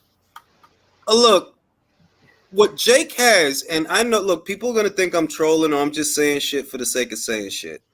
Jake has intent. When he moves, he knows why he's moving, you know? When he does things, he knows why he does them. What I saw yesterday, and I'm not kidding, my interpretation was Edgar doesn't know why he's doing certain things. He literally stopped. He completely stopped. No moving his hand, no jab, no staying on, nothing. He literally stopped just stopped and looked at the guy. And then Angulo stopped, and then he got back on his shit. And Edgar is still there staring. I'm like, yo, this is unbelievable, bro. I expect so much better of Top Rank than this. Well, yeah, Bob's slipping. You know, last night showed me that Sanders Eyes is more deserving of headlining a televised card than he is. For real. Yeah, easily. I mean, I've been saying it for the last two fights. It's just such a disappointment, man. Like, people have been anticipating you developing your skills and still nothing. Like, it's been 3 fights already, man. It's I mean, it was the celebrity. It was the celebrity. He's well connected, and I don't know exactly why he's so well connected, because it's clearly not his boxing, right? He knows Tracy Morgan. He was there with Snoop Dogg. He's got Fat Joe being fat backstage. He's being fat back there. You can't miss him ringside. Jesus Christ. You wildin', Jules. No, because he's back there and he's being fat. He's Fat Joe. How could he not be fat? His name ain't Skinny Joe, not moderately sized Joe. It's Fat Joe. He's backstage and he's fat and his goatee is drawn on. You know, he's using that marker that they're using now to. Y'all, there's something funny. Like, when y'all remember when he came out with that song "Lean Back," I'm like, how was he able to lean back in the first place? Bro, he couldn't lean Romo Angulo back. Romo was on the front foot all night. He couldn't make him lean back. Word. Troll Master Mike says, "Can we feed?" I mean, look, Troll Master Mike. That's not even a troll. That's a legit fight to me. Feed him to Munguia. Puerto Rico versus Mexico. He was huge in that ring. Matter of fact, no catch weight. Do it at 168 because Edgar ain't. Edgar not going that fight. Jaime would tear him up, man. But that's the point. That's the point. They're like, yo, you need a fight. How about Beterbiev moving up? He moves up to fight Beterbiev. That would be an amazing. Oh, dude, come on! You trying to kill him or what, man? Bro, if he hits Edgar, Edgar's gonna turn into fucking sand. Like, he's gonna turn into sand in the rings, like the Avengers. Like, you know what I'm saying? I don't know. I don't, from a promotional standpoint, just in all seriousness, what do you do in that situation when you see that the fighter you're developing is not developing? What do you do? I think slowly but surely he's gonna be even more like obscure. Like he's just gonna be in more obscure matches. It's gonna like be brought down the card. Nobody's gonna notice. But they're still giving him good decisions. They saved his record yesterday. He should have been disqualified, man. Yeah, they can't give him a fourth win in a row like a robbery. So I think his next one he has to lose. There's no way they give him a fourth one. Look, they put him. What happened with Coceres? Not a big deal. It wasn't. I said things happen. With Steve Rolls, it's like, you know what I mean? This to me was worse than those because I legitimately feel he lost. Like, you lost that fight, bro. You didn't do nothing to win that fight. And if that wasn't enough, what you didn't do, you bit him. You should have been disqualified for that. Should be a loss on your shit. What the fuck did you do that whole fight to win the fight? It's like lately he's been trying to like live off his reputation because of this knockout streak, but you gotta understand that his aura of visibility of toughness is all gone now. Well, let me say this. He's not a Bronx Puerto Rican, so let me clear that up for the people that don't know. He's not a Bronx Puerto Rican. He's not a Bushwick Brooklyn Puerto Rican like Amanda Serrano. She could fight. Let's just be real. She's fucking great. You know what I mean? Right? But he's not a Bushwick Puerto Rican. He's not a Bronx Puerto Rican. He's a Lower East Side Puerto Rican. Oh, wow. All right? It's a it's a difference. Are they like out of their natural habitat? All them motherfuckers in the Bronx do is fight and shoot at each other and fuck Puerto Rican girls. That's all they do. Fight, shoot at each other, and fuck Puerto Rican. That's it. I lived in the Bronx for a little while. That's all they do over there, bro. Fuck Puerto Rican girls, fight, and shoot at each other. He's not one of those. What a life, bro. I'm being bro. I lived there. And not necessarily in that order. All right, look, when they're not fucking Puerto Rican girls, they're fucking Dominican girls.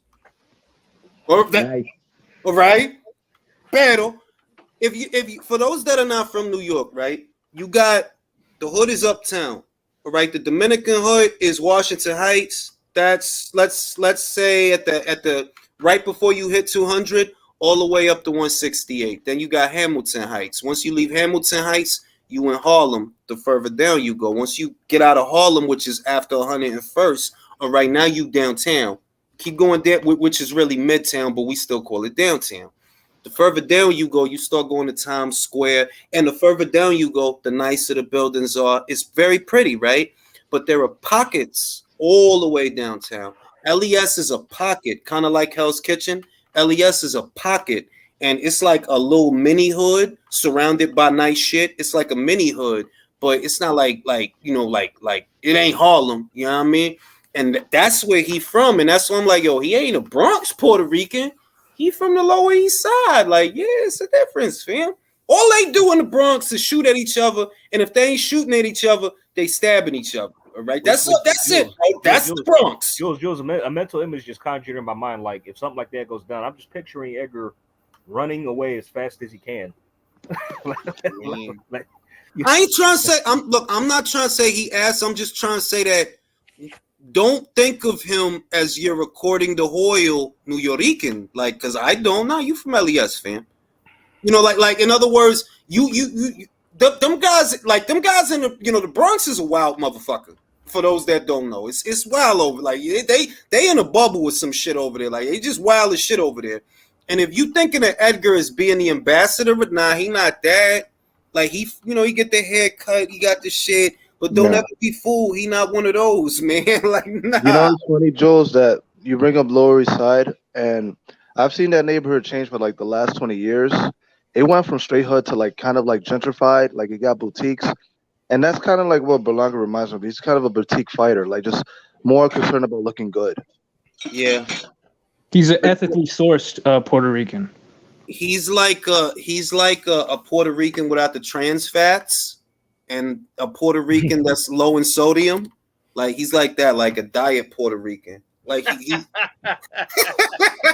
Oh no, he's zero. He's zero. That he's not died. He's zero. Yeah. Oh, all right, we got somebody from the Lower East Side here. Ralph said, "Lower East Side is my hood." I dig it, bro, but I'm just saying, LES ain't the Bronx, bro. I remember I used to go downtown to get my leather jackets, Canal Street. I love those neighborhoods down there, bro.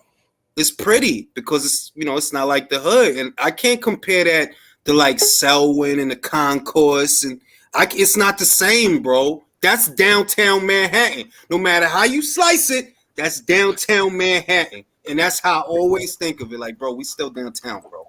It ain't fucking Yonkers. We got Steve crouching in the building. Steve, what do you think? Jules, it's me, Steve Kim. What's going on? Oh shit, it's Steve. As Ock Nation would call me, Crouching Tiger Kim. I'm in the building. What's going on? Steve? All right, everybody chill. I gotta ask Steve. Steve, yeah, what's up? You saw yesterday's fight, and the first thing I want to ask you is, do you honestly feel in your heart of hearts that there is any hope to salvage Edgar Berlanga's career? No, the way I wrote about it for snack.com. The article will be out tomorrow.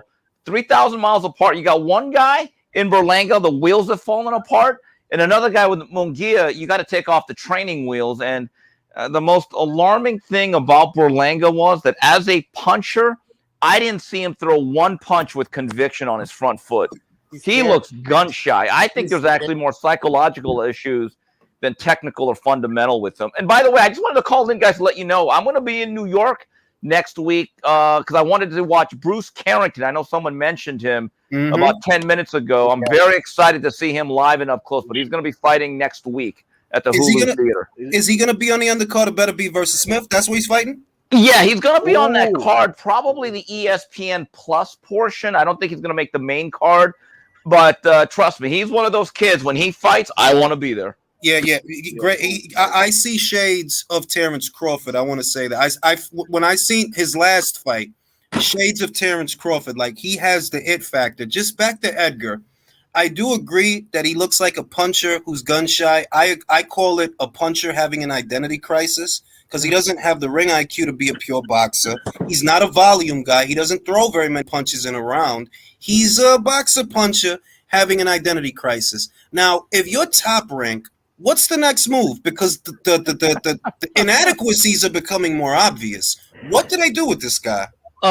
They would love to match him with Jesse Hart and see if he could sink or swim. But his management with Keith Conley, they want a lot of money for easy fights. And so I don't know what's going to happen here because, look, Keith Conley's job is to get as much money as possible because he has a fiduciary duty to him. But at the same time, if you're top rank, what's that old saying about not throwing good money after bad or bad money after good?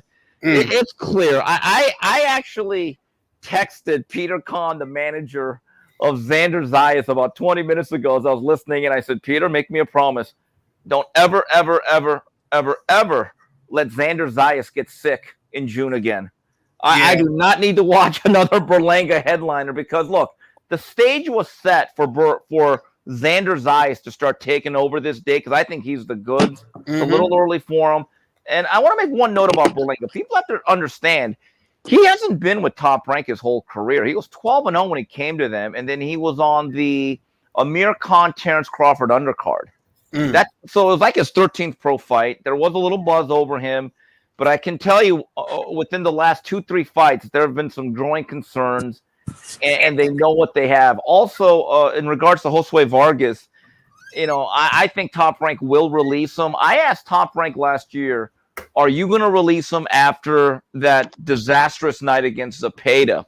And it was explained to me that card was salvaged late because something dropped out. ESPN wanted to stick on the date. Top Rank was forced to put in something that would be palatable. And Josue Vargas, on like a month's notice, took it as a favor. And they said, Steve, because he did us that solid, we decided we owe him at least another shot.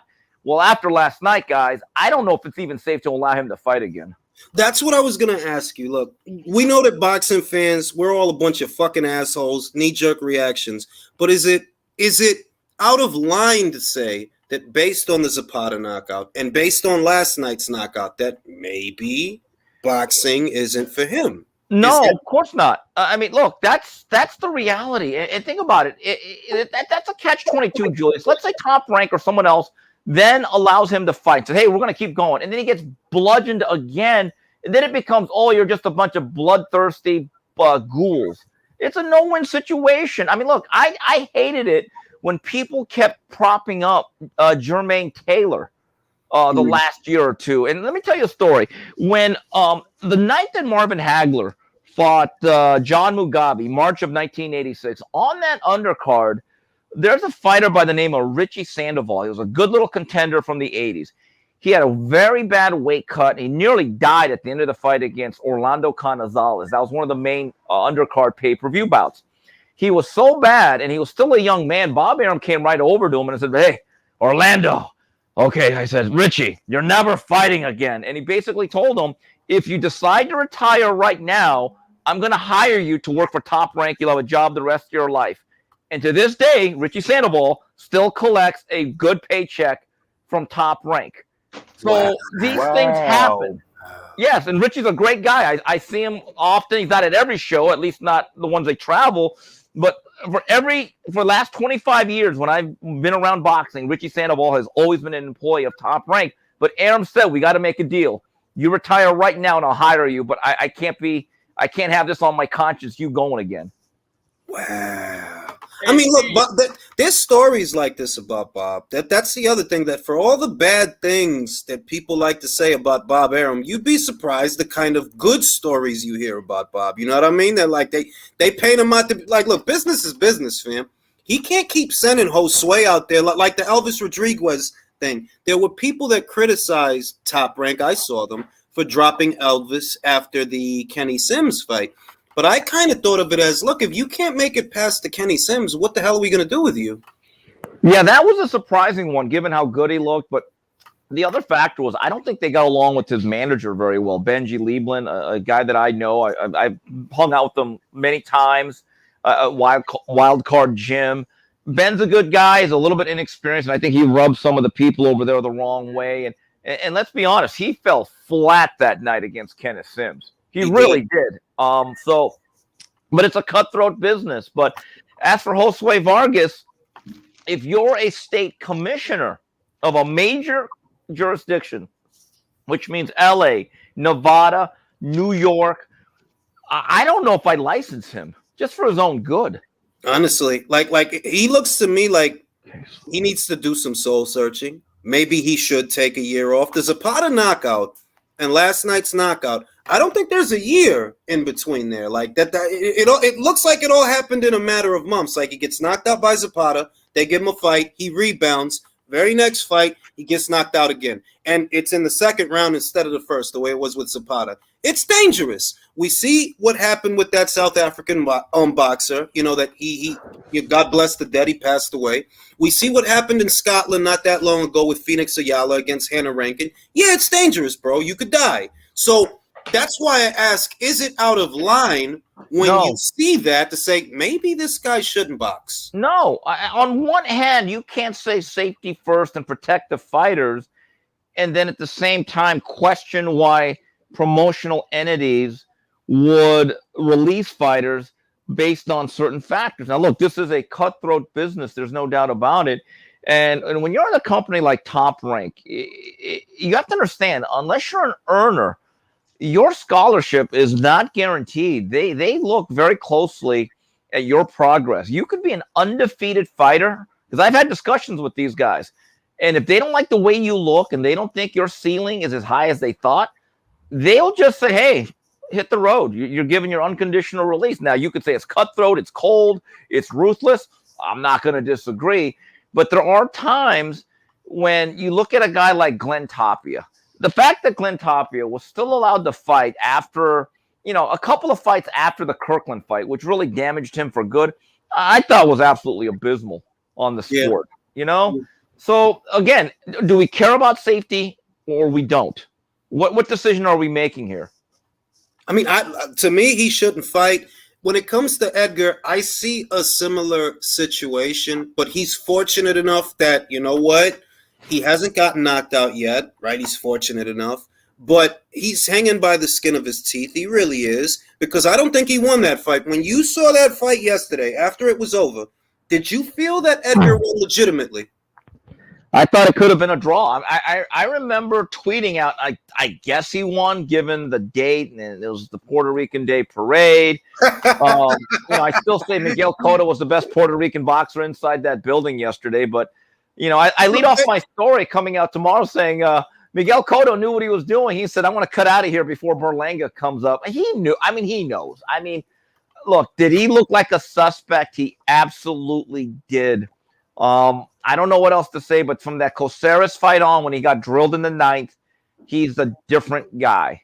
Do you think that being dropped in the 9th round of that fight is the root cause of the sharp decline that we've seen in him? Being dropped in that fight with Caceres on a big card, because it was a big card. For those that don't remember, that was Wilder versus Fury. Was that 3? Yeah, that was 3. It was 3. Yeah, look. Confidence is such a big part of this game, and certain guys can be very intimidating. You can call them a front runner, you can call them a bully, but look at his lack of aggression from that point on, going all the way to Steve Rolls, who's a blown-up middleweight, who Golovkin got out of there in 4 rounds.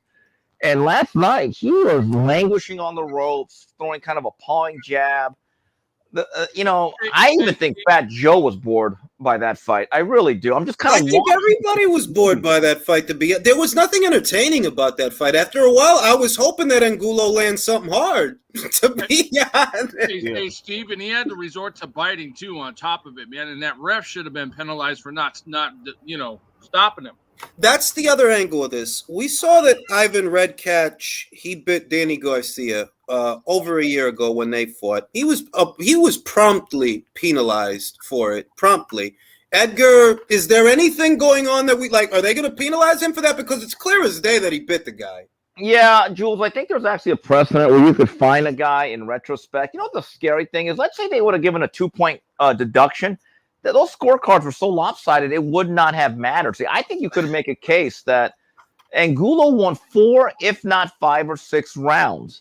Yeah. So, in a fight like that, you would think maybe there's a level playing field. But, I have to be honest with you. If I'm top rank, I put it on Team Berlanga. Said, okay, you guys want to get paid a lot of money? That's fine. We have a contract. We're going to live up to it. You have to fight Jesse Hart. They've tried to make that fight. They treat Jesse Hart like he's Cyclone Art. They have absolutely no part of that. I mean, look. The other thing is, I think the fight to make, right? And it could be his last hoorah, because if you're willing to feed him to Jesse, that means you're willing to see him lose. Because I think Jesse would beat him. But if you're willing to see him lose, let's get some Gabe Rosado action out here. Philly Rican versus New York Rican. Let's fucking do it. That's not a bad fight. And one thing about Gabe, he's got guts. He does. And that last fight against Munguia, I think they sucked him down to 60. He's probably more comfortable at 68. But I mean, you take a look at you say, is Berlanga now a prospect or a contender? I think he's more of a suspect. I mean, look, I know he's been knocked out already, but a guy like Bektemir Melikuziev, I would say right now, I would bet and I would give you good odds that Beck the Bully would beat Berlanga.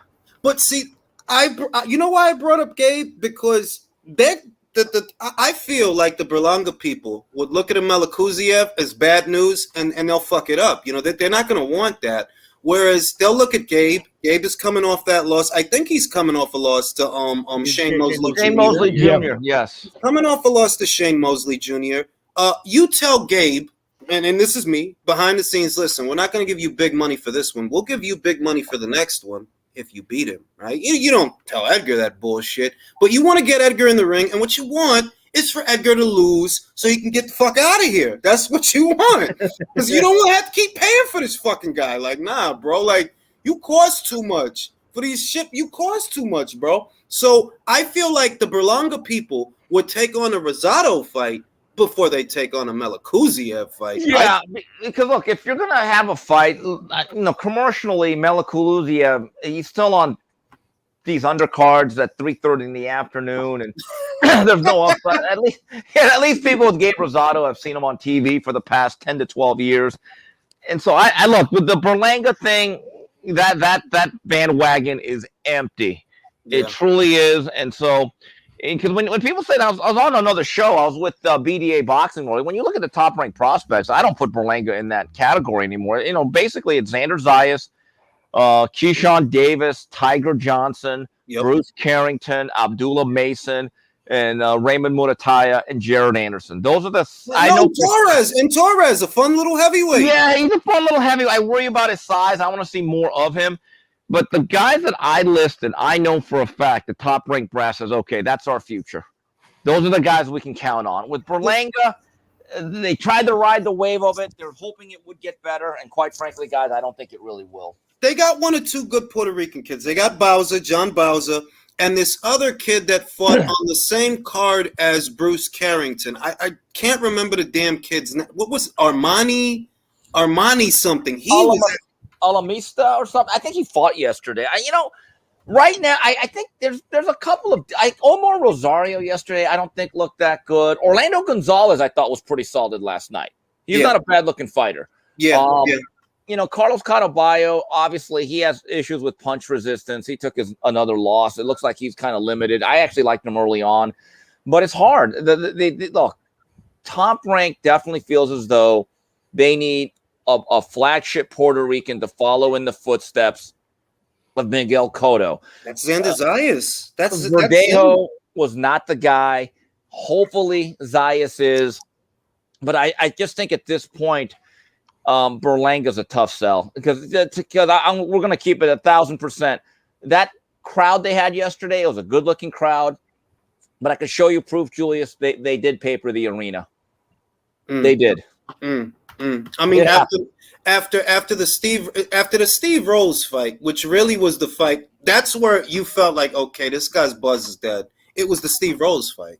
That was an awful fight to watch, especially when you're being marketed as a puncher and people came to see a puncher. Yeah, it's a wrap for that. So, I mean, I don't know, man. It's going to be interesting seeing what happens next week. We got Joe Smith Jr. We got Artur Beterbiev. What does your gut tell you? My gut tells me Joe Smith is I think he's a little bit more live as an underdog. He's got good power, maybe the second hardest hitting light heavyweight in the world behind Beterbiev, and Beterbiev's been floored by Callum Johnson. Yep. And he also got decked by Page on an early Showbox appearance. I remember that.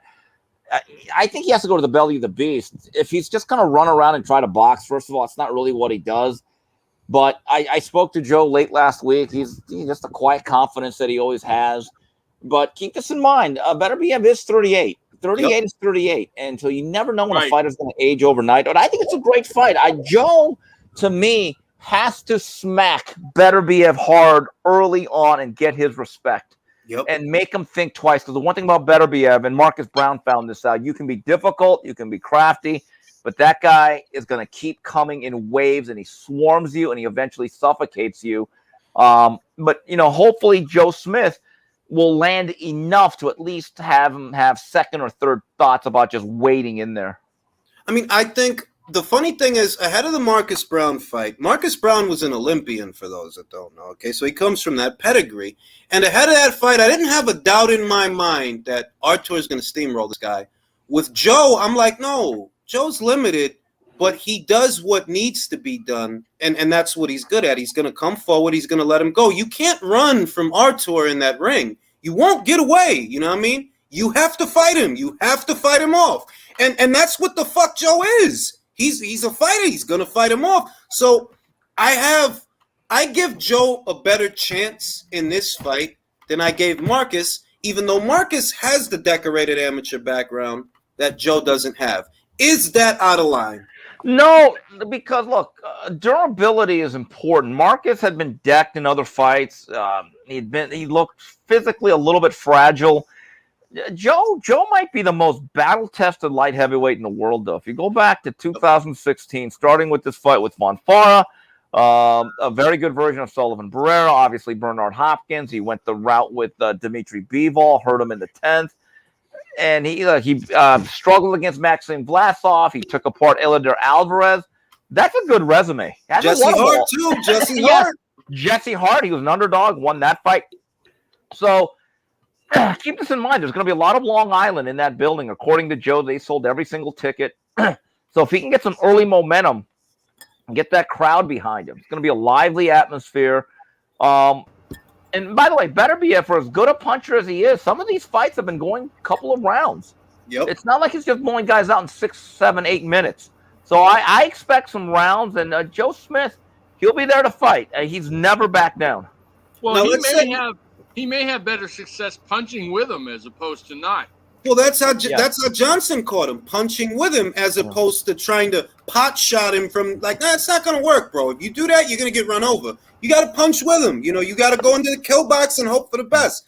But what I'm going to ask you, Steve, is if Joe wins, doesn't that take the air out of the tires for an undisputed bout? Because who really wants to see B-Ball versus Smith Jr.? Yeah, I know one guy that does. It's Joe Smith. Joe flat out told me.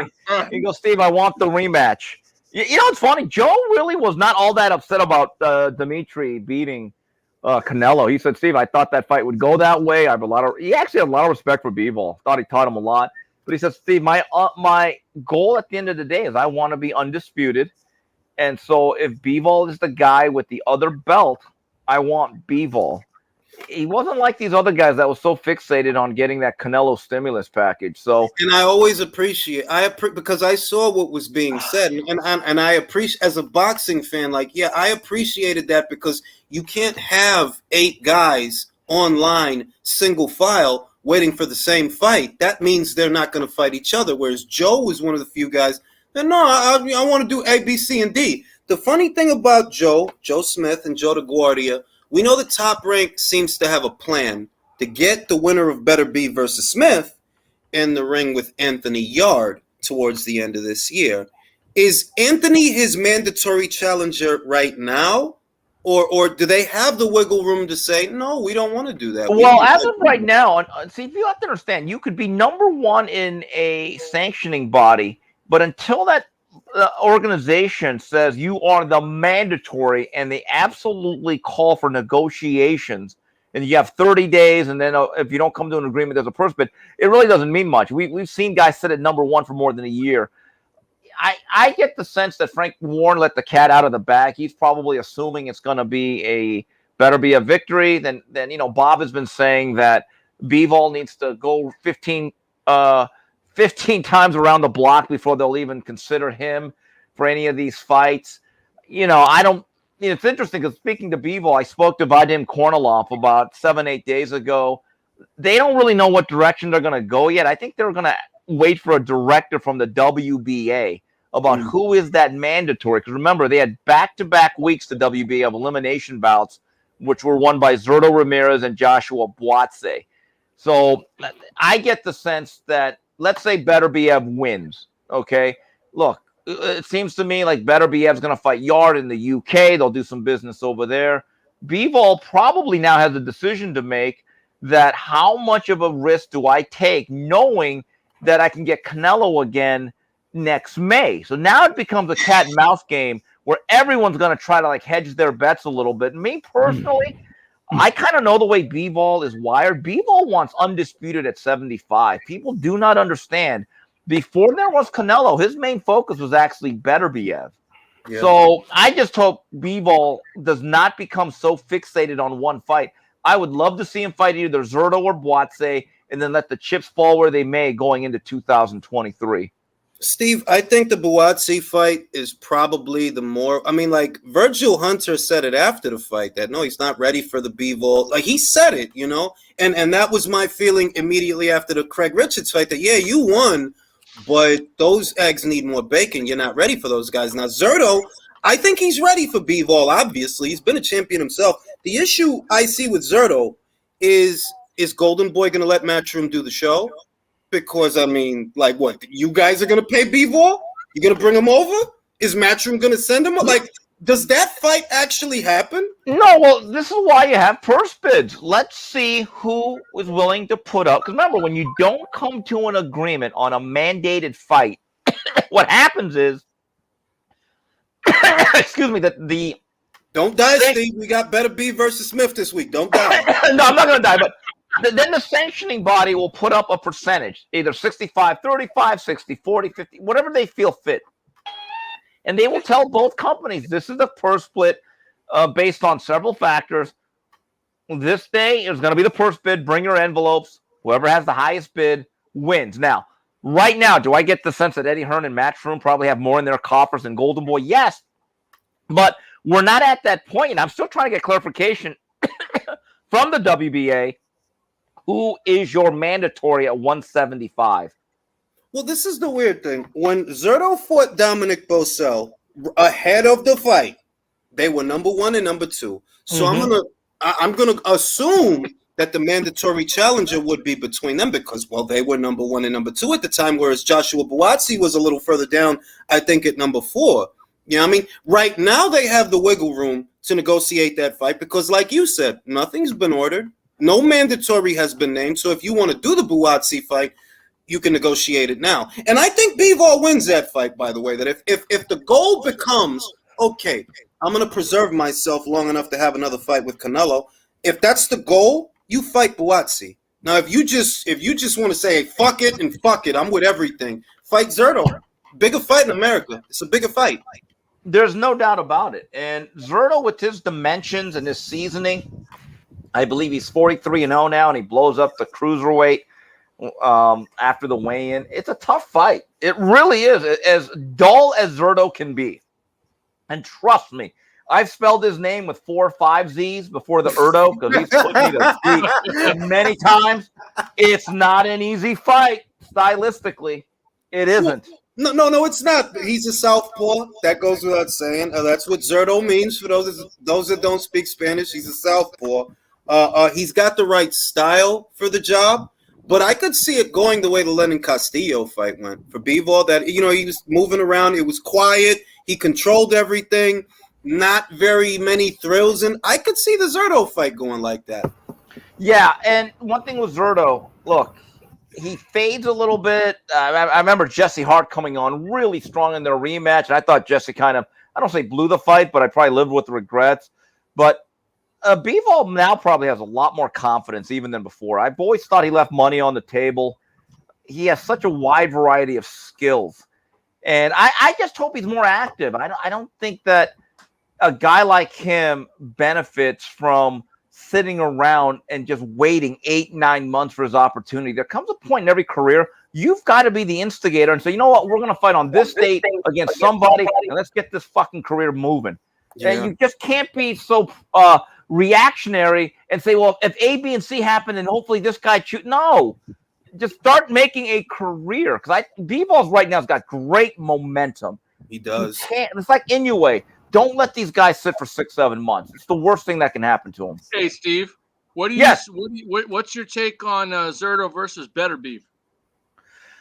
That's another really difficult fight. I just wonder if Zurdo would have enough boxing acumen to actually keep Beterbiev off him. But like I said before, Zurdo's a skilled boxer. He's not straining to make weight anymore. He's got a really good young trainer in Julian Chua, a good friend of mine who's going to be a real player for the next 15, 20 years in this sport. And it's a tough fight. It really is. It's interesting. If Bob Arum were to say, hey, we'll do Zurdo, he's going back against the guy that they had litigation with. Yeah. I remember that whole thing and wasted 1.5 years of his career. Zurdo is a tough out for anybody. Doesn't mean he's exciting. Doesn't mean he's entertaining. But he is a tough out. And one thing Julian Chua has done with him, and he's told me this, he's tried to make him into a more aggressive, more crowd-pleasing fighter, and I think it served him well. It has. The last two, even the Gonzalez fight, was it a fun? It's a two-part thing to where did Zurdo look great? No, not necessarily, but it was a fun fight. The Dominic Bosel fight, he beat the fucking brakes off the guy, and that's what you want. That if you're in there with Dominic Bosel, you beat the fucking hell out of him, and you make it look easy, and that's what he did. There's another very important fight in boxing that people don't want to talk about, and that is the Eddie Hearn versus Leonard Ellerbe. This is a very important fight. People need to see this. America needs this. That would be great.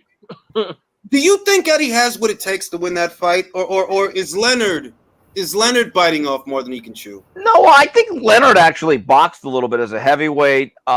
Eddie Hearn came out a couple of days ago and said, "Look, I'm going to lose the fight, but I'm going to need like a 95-5 split financially," which I think is actually fair.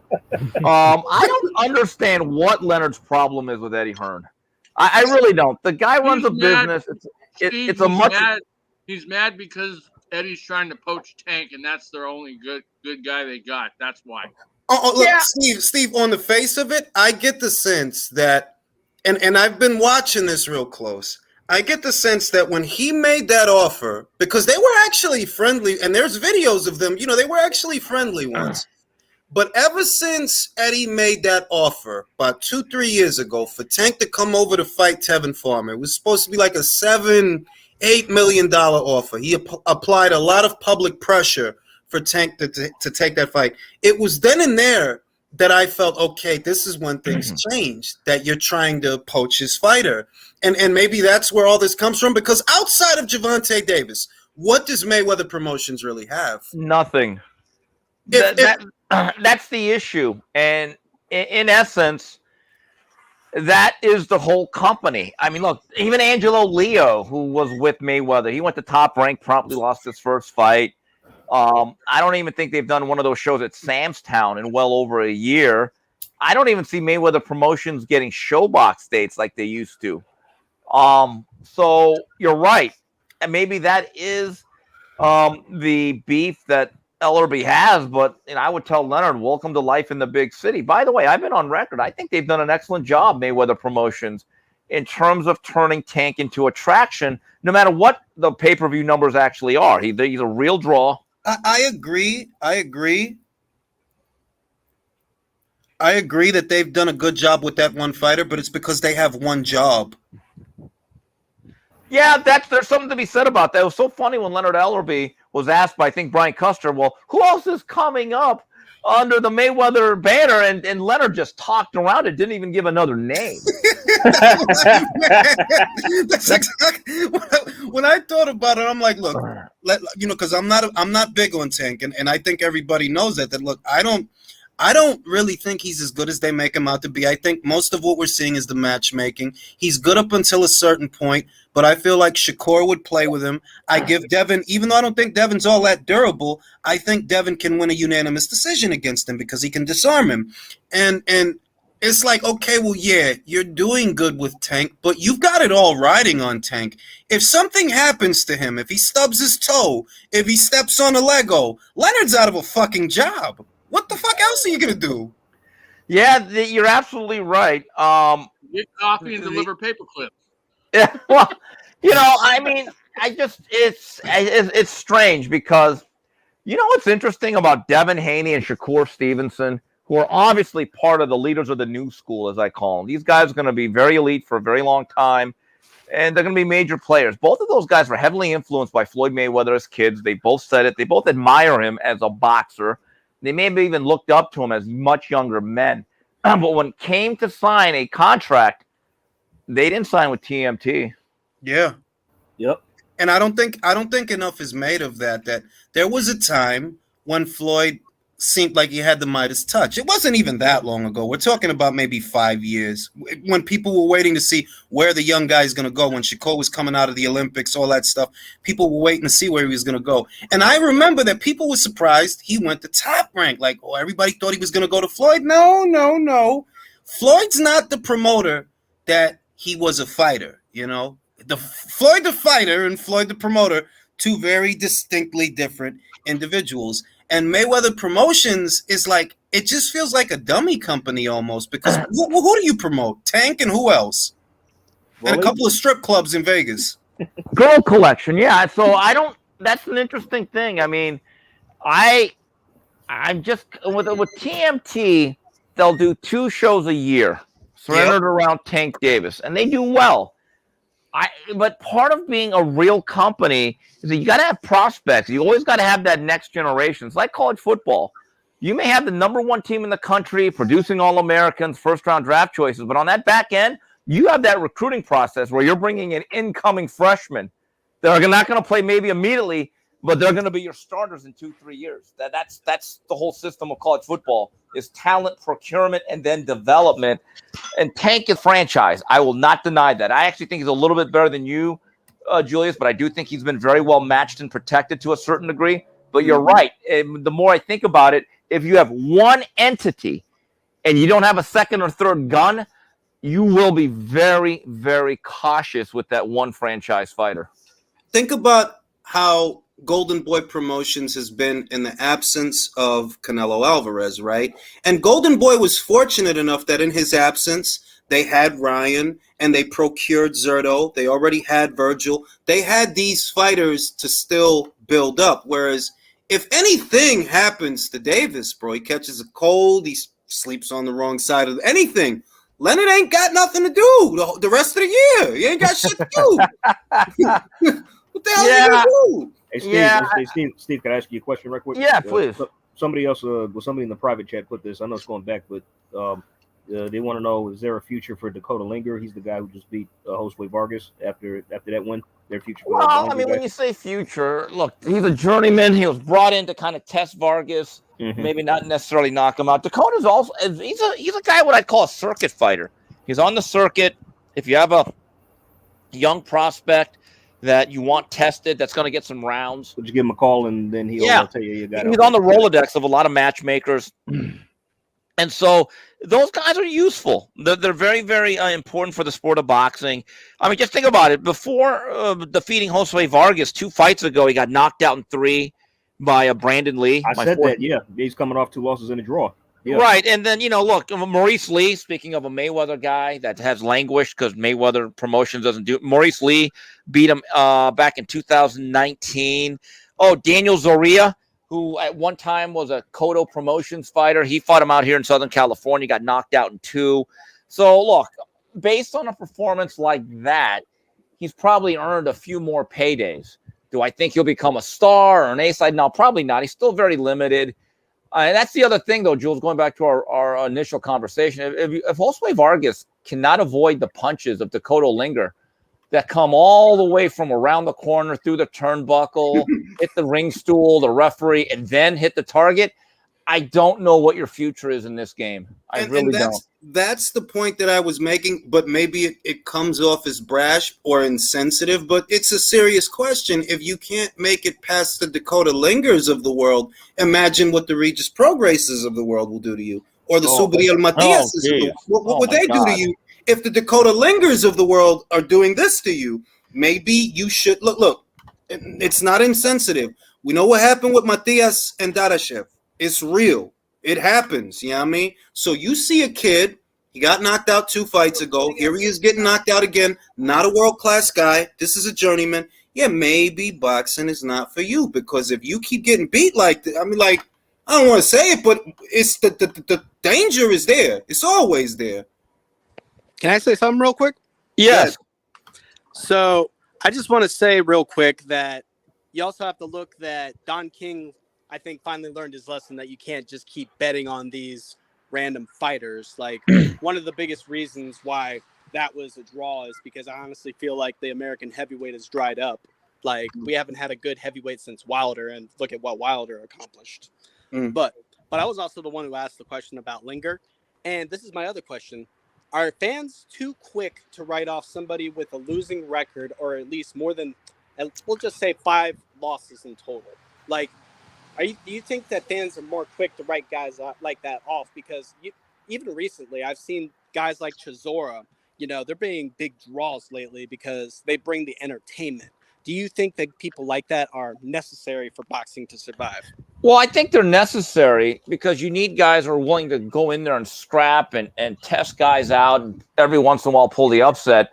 But you make a good point, but here's the issue. I don't think fighters are active enough. I don't know if you could ever create another Orlando Salido or Freddie Pendleton, the guys that have double-digit losses that were given the opportunities to eventually develop on the job, because there's not enough shows anymore. There's not a lot of club shows. Fighters themselves or their management aren't necessarily always willing to fight for short money to create an activity level that'll foster development. So it becomes a bit of a catch-22. But look, matchmakers have told me for the last 10 years it is more difficult to find even journeyman at the 4 and 6 round level because there's just not as many fighters. Those guys, but certainly the Dakota Lingers of the world are guys that I certainly respect. They make the world go round, because as that old saying goes, the world even needs ditch diggers. It does. Someone's got to do it. I'll say, guys like I'll say this about the American fan base more than the UK one, because the UK guys seem to get it that, domestic level fights and even some club shows, they still make for great fights. And those guys get work. In America, if you have one loss, they're ready to write you off. That's the problem. I mean, look at a guy like Teddy Cheeseman, the Big Cheese. Yep. I don't know. I don't think he'll ever be a world-class fighter. He's fun to watch, though. He fits in on a lot of undercards, and he gives you good nights of entertainment. It's fun. He makes a living. He wins some. He loses some. He's got a funny nickname. And then 3-4 months later, whether he wins or loses, he's going to be back out there. Hey, Steve, you know who was like that? Was Arturo Gatti. Yeah, he was like that to a certain degree, no doubt about it. Not even just because Arturo Gatti's a big name. I think about guys like Fowler. I like watching Fowler. I think about guys like Liam Smith, former WBO champion at junior middleweight, just won a great fight with Josue Vargas. These guys are fun to watch. They might have 2-3 losses, but they're fun to watch. And it's really the American fight fans that have become obsessed with the unblemished record. They've become obsessed with it. I think it's a byproduct of the Mayweather era. I don't fault Floyd directly for it, but I think that's the catalyst. They think that, guy loses a fight, he fucking sucks. Hey, Julius, did you ever see Emmanuel Augustus when you were watching back in the 2000s? Bro, of course. Augustus versus Ward, bro. Augustus versus Ward is a great little fight to come across on YouTube. Absolutely. Augustus versus Mickey Ward. Yeah, but guys, it's another thing, because we don't like Emmanuel Augustus. Let's take a look at where he really made his living. It was on a series called Friday Night Fights on ESPN before they had an exclusive deal with any promoter. We need another USA Tuesday Night Fights or a series like Friday Night Fights where the mid-level promoter can just carve out a living and develop guys like Ruslan Provodnikov, Emmanuel Augustus, guys of that nature that may not be great prospects. They're not perfect, but they're useful. And eventually they blossom, but they're given opportunities to grow their talent. And that's one thing where I think is not talked about. We do not have that mid-level platform anymore that is agnostic, because everything now is basically an exclusive purview of a particular promoter on a network or platform. I think it's very limiting. I thought that Ring City USA, I thought that because Ring City USA last year, they were doing shows, and it seemed like that was going to be that it was going to fill that void. I don't know where the hell they went. I like the fights. All the fights Ring City USA did last year was great fights, all of them. But they didn't come back this year, and it was my understanding that they were going to come back, but on the Peacock platform. Yeah, I was told the same thing. And look, I know the guys that actually created that series, and look, it was the first time I ever got to see one of my favorite young lightweights, William Zepeda. I think he's a full court. I joke around that if Golden Boy ever gets sick of Ryan Garcia, they'll make him fight Zepeda. I would love to see that. If they get sick of his shit, they'll say, okay, all right, you're getting Zepeda. Handle that. Handle that. Hey, Steve, do you remember Scotty the Bulldog Olsen? Oh, yeah, little guy out of Canada, 108-pounder. Good fighter. He's on my friends list on Facebook. He just put out a book. He got abducted in the Canada Boxing Hall of Fame and everything, and he's cool. Yeah, good little fighter. Very good little fighter. Guys, I got to get going. Anyone else have any questions for me you want to answer before I get out of here? Go for it. That's all the questions. Shit, I'm about to go to sleep. I'm old and sleepy. You ain't old, Julius. That's a mindset, damn it. You're aging. And I like the way my mind is set. I'm old and I'm going to sleep. All right. Hey, before you go to sleep, let me ask you something. I've been arguing with people all day about this. Do you honestly think that Andrade can knock Munguia out in one round? I honestly think he could. No, I think, want me to be honest? That's a 50-50 fight. Who has he ever knocked out early? Jason Quigley. Andrade. Jason Quigley. No, Jason Quigley. Jason Quigley. But even that was 2-3 rounds, wasn't it? Yeah, but 2 rounds. Yeah, 2 rounds. Munguia is much better than Quigley. Let's be honest about that. But Jim Kelly just took him 4 rounds. I mean, if you look at it like this, Andrade knocked out Jason Quigley in 2 rounds. Jason Quigley is probably from the same school of boxing as this guy, Jim Kelly, right? So if it took him that long and he was getting hurt, imagine what Andrade is going to do to him if they ever do fight. Listen, I understand that Munguia's matchmaking needs to be better. I also understand that most people didn't see Andrade versus Colquet in Germany. You know, like, watch that fight. And watch back the Liam Williams fight and tell me that he didn't struggle. If Liam Williams could make you have to go through the gears, Munguia can't. Liam hurt him late too in the fight as well. 9th round, buzzed him.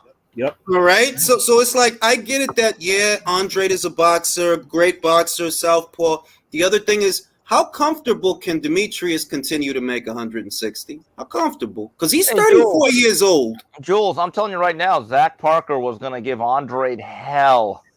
I was very disappointed when that fight was postponed. I've heard that, and I haven't had the chance to get a look at Zach, but what I know is he's big. He's big for super middleweight, and he's young and he's unbeaten and ambitious. And there's this feeling that, look, I think Andrade is great for what it's worth. I do think he's great, one of the better guys. But don't get like, I don't know why people have it in their head that he can't be. Yes, he can be beat. Are you nuts? Watch the Colquet fight, and Colquet is little. He's a little dude. But they tell them, oh yeah, Andre to beat. All right, bro. All right. All right. I just want to see a fight, man. I really just want to see a fight. And I'm an Andrade supporter. Like, I like Andrade. But if what people are trying to convince me of is that he's the Canelo Knight, the kryptonite for no, he's not. He'll get knocked out. If I had to guess who wins that, yeah, he gets knocked out, bro. At 68, yeah. Like, bro, you had to go through the gears with Liam Williams. Look at what Eubank did to Liam Williams, and look at what and it's not a triangle theory because Canelo didn't fight Eubank, so don't give me that bullshit. Eubank played with Liam Williams, right? You had to go through the gears with Liam Williams. Yeah, and by the way, guys, Andrade, I don't know if he's going to actually go back up to 60. We never really did, but he has a decision to make now. So if he goes down to 60, remember, he still has partial possession of the WBO title, which means if he says, hey, I'm going to defend this title, he has to fight Janibek. And I think I'm saying it now. I think Yanni Beck beats him. He knocks him out. Yeah, Jules, Jules, I don't want to admit it, but I think the same. No, I mean, one thing about Yanni Beck that was noticeable in the beginning was he was robotic. His punches weren't fluid. He's good now. He's good. His last fight, based on what I saw last time. Dignam I saw what I needed to see, and that's not a knock on Andrade. But being honest, you being a southpaw is an advantage that you have most of the time. You won't have that with Yanni Beck. You won't have that. And by the way, I spoke to Egis Klimas last week. I was with him at some party. Mutual friend, and he said that Janibek after the Dignam fight actually had elbow surgery, and when he woke up, he basically said to Egis, "Oh, now I can hit hard." So I'm looking forward to seeing him in the future. Well, you know what? Andrade hasn't exactly been active either in a while, so that's no. He's been fighting. He's been he had a busy little. He got in 2 fights last year. He got in 2 fights last year. He hasn't been inactive the last 12 months. But the main thing for me is that he's not getting any younger. He's 34. How comfortable does a 6'1" man make 160 pounds? Well, matter of fact, I just came up with a question for Steve. Steve, before you go. Yeah. Is Demetrius signed to the PBC? No. I've heard that he's had a very checkered history with Al Heyman. Al Heyman has no real stomach for him. I know he showed up to that PBC card recently. But what I've been told for the past 5-6 years is that Al Heyman, he doesn't want to do business with Boo Boo Andrade. Because it seems that Boo Boo, he did a fight hype interview, and he has his eye on PBC guys. He mentioned Berlanga. He mentioned Plant, obviously mentioned Charlo, and I'm like, well, there's only one way those fights happen.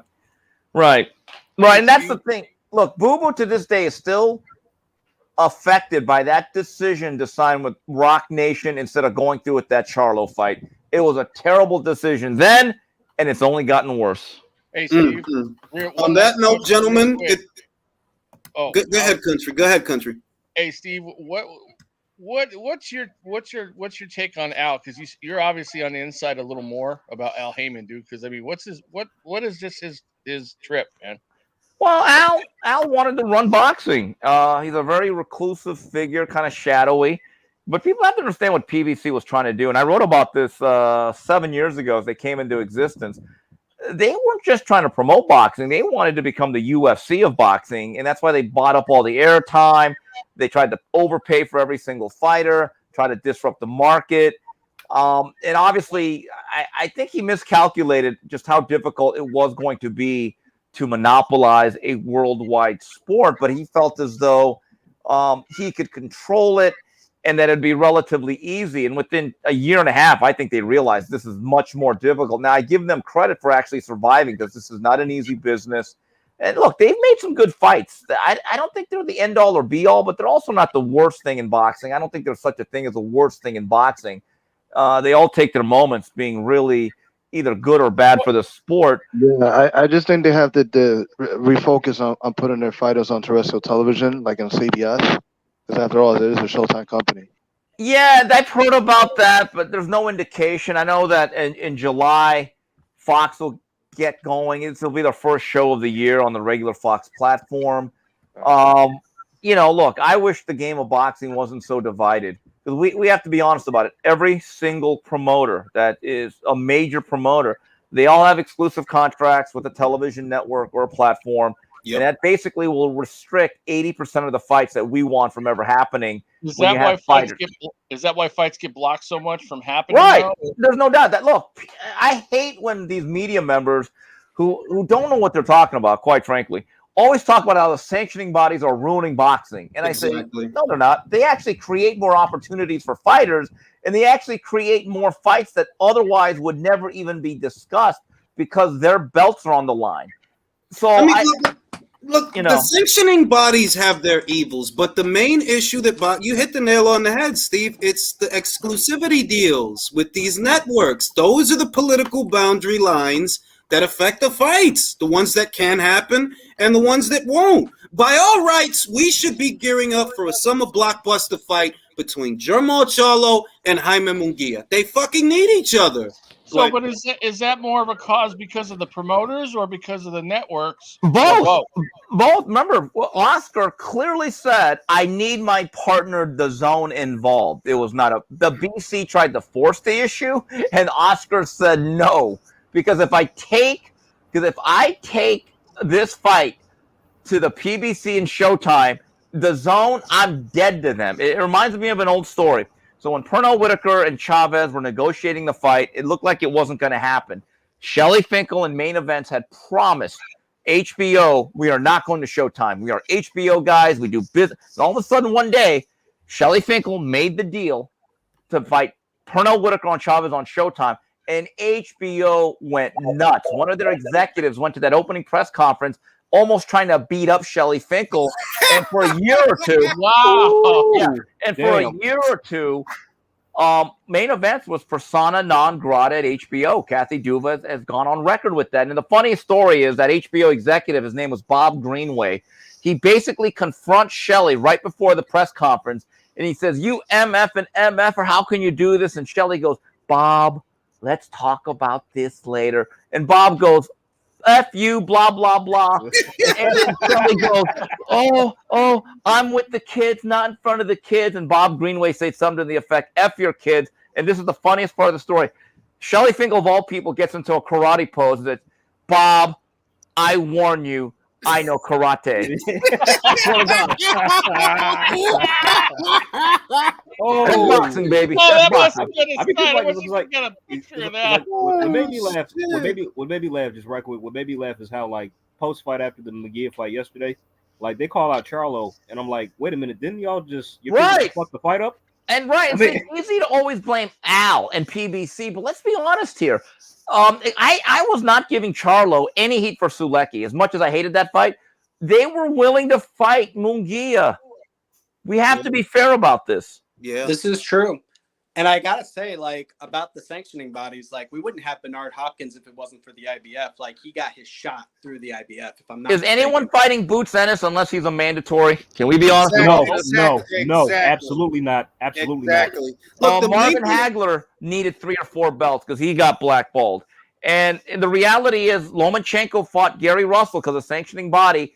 They said, you're mandated to fight these guys. Remember, Salido blew weight on purpose. He got stripped by the BO. And Top Rank said, okay, Vasil, if Showtime's going to overpay all of us, go ahead and win a fight for us. Sometimes you got to have faith in your guy, and you say, okay, we're going to send you off. Come back a hero. That's what you took. Oh my God, you took the words right out of my fucking mouth. Because see, here's the thing, right?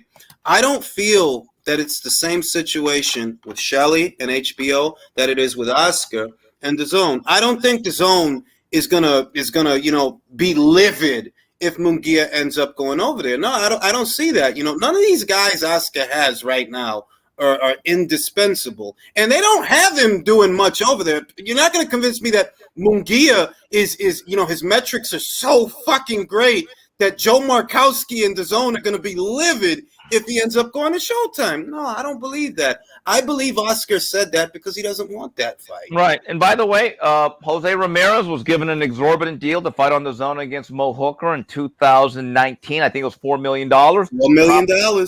Top Rank said, come back a hero.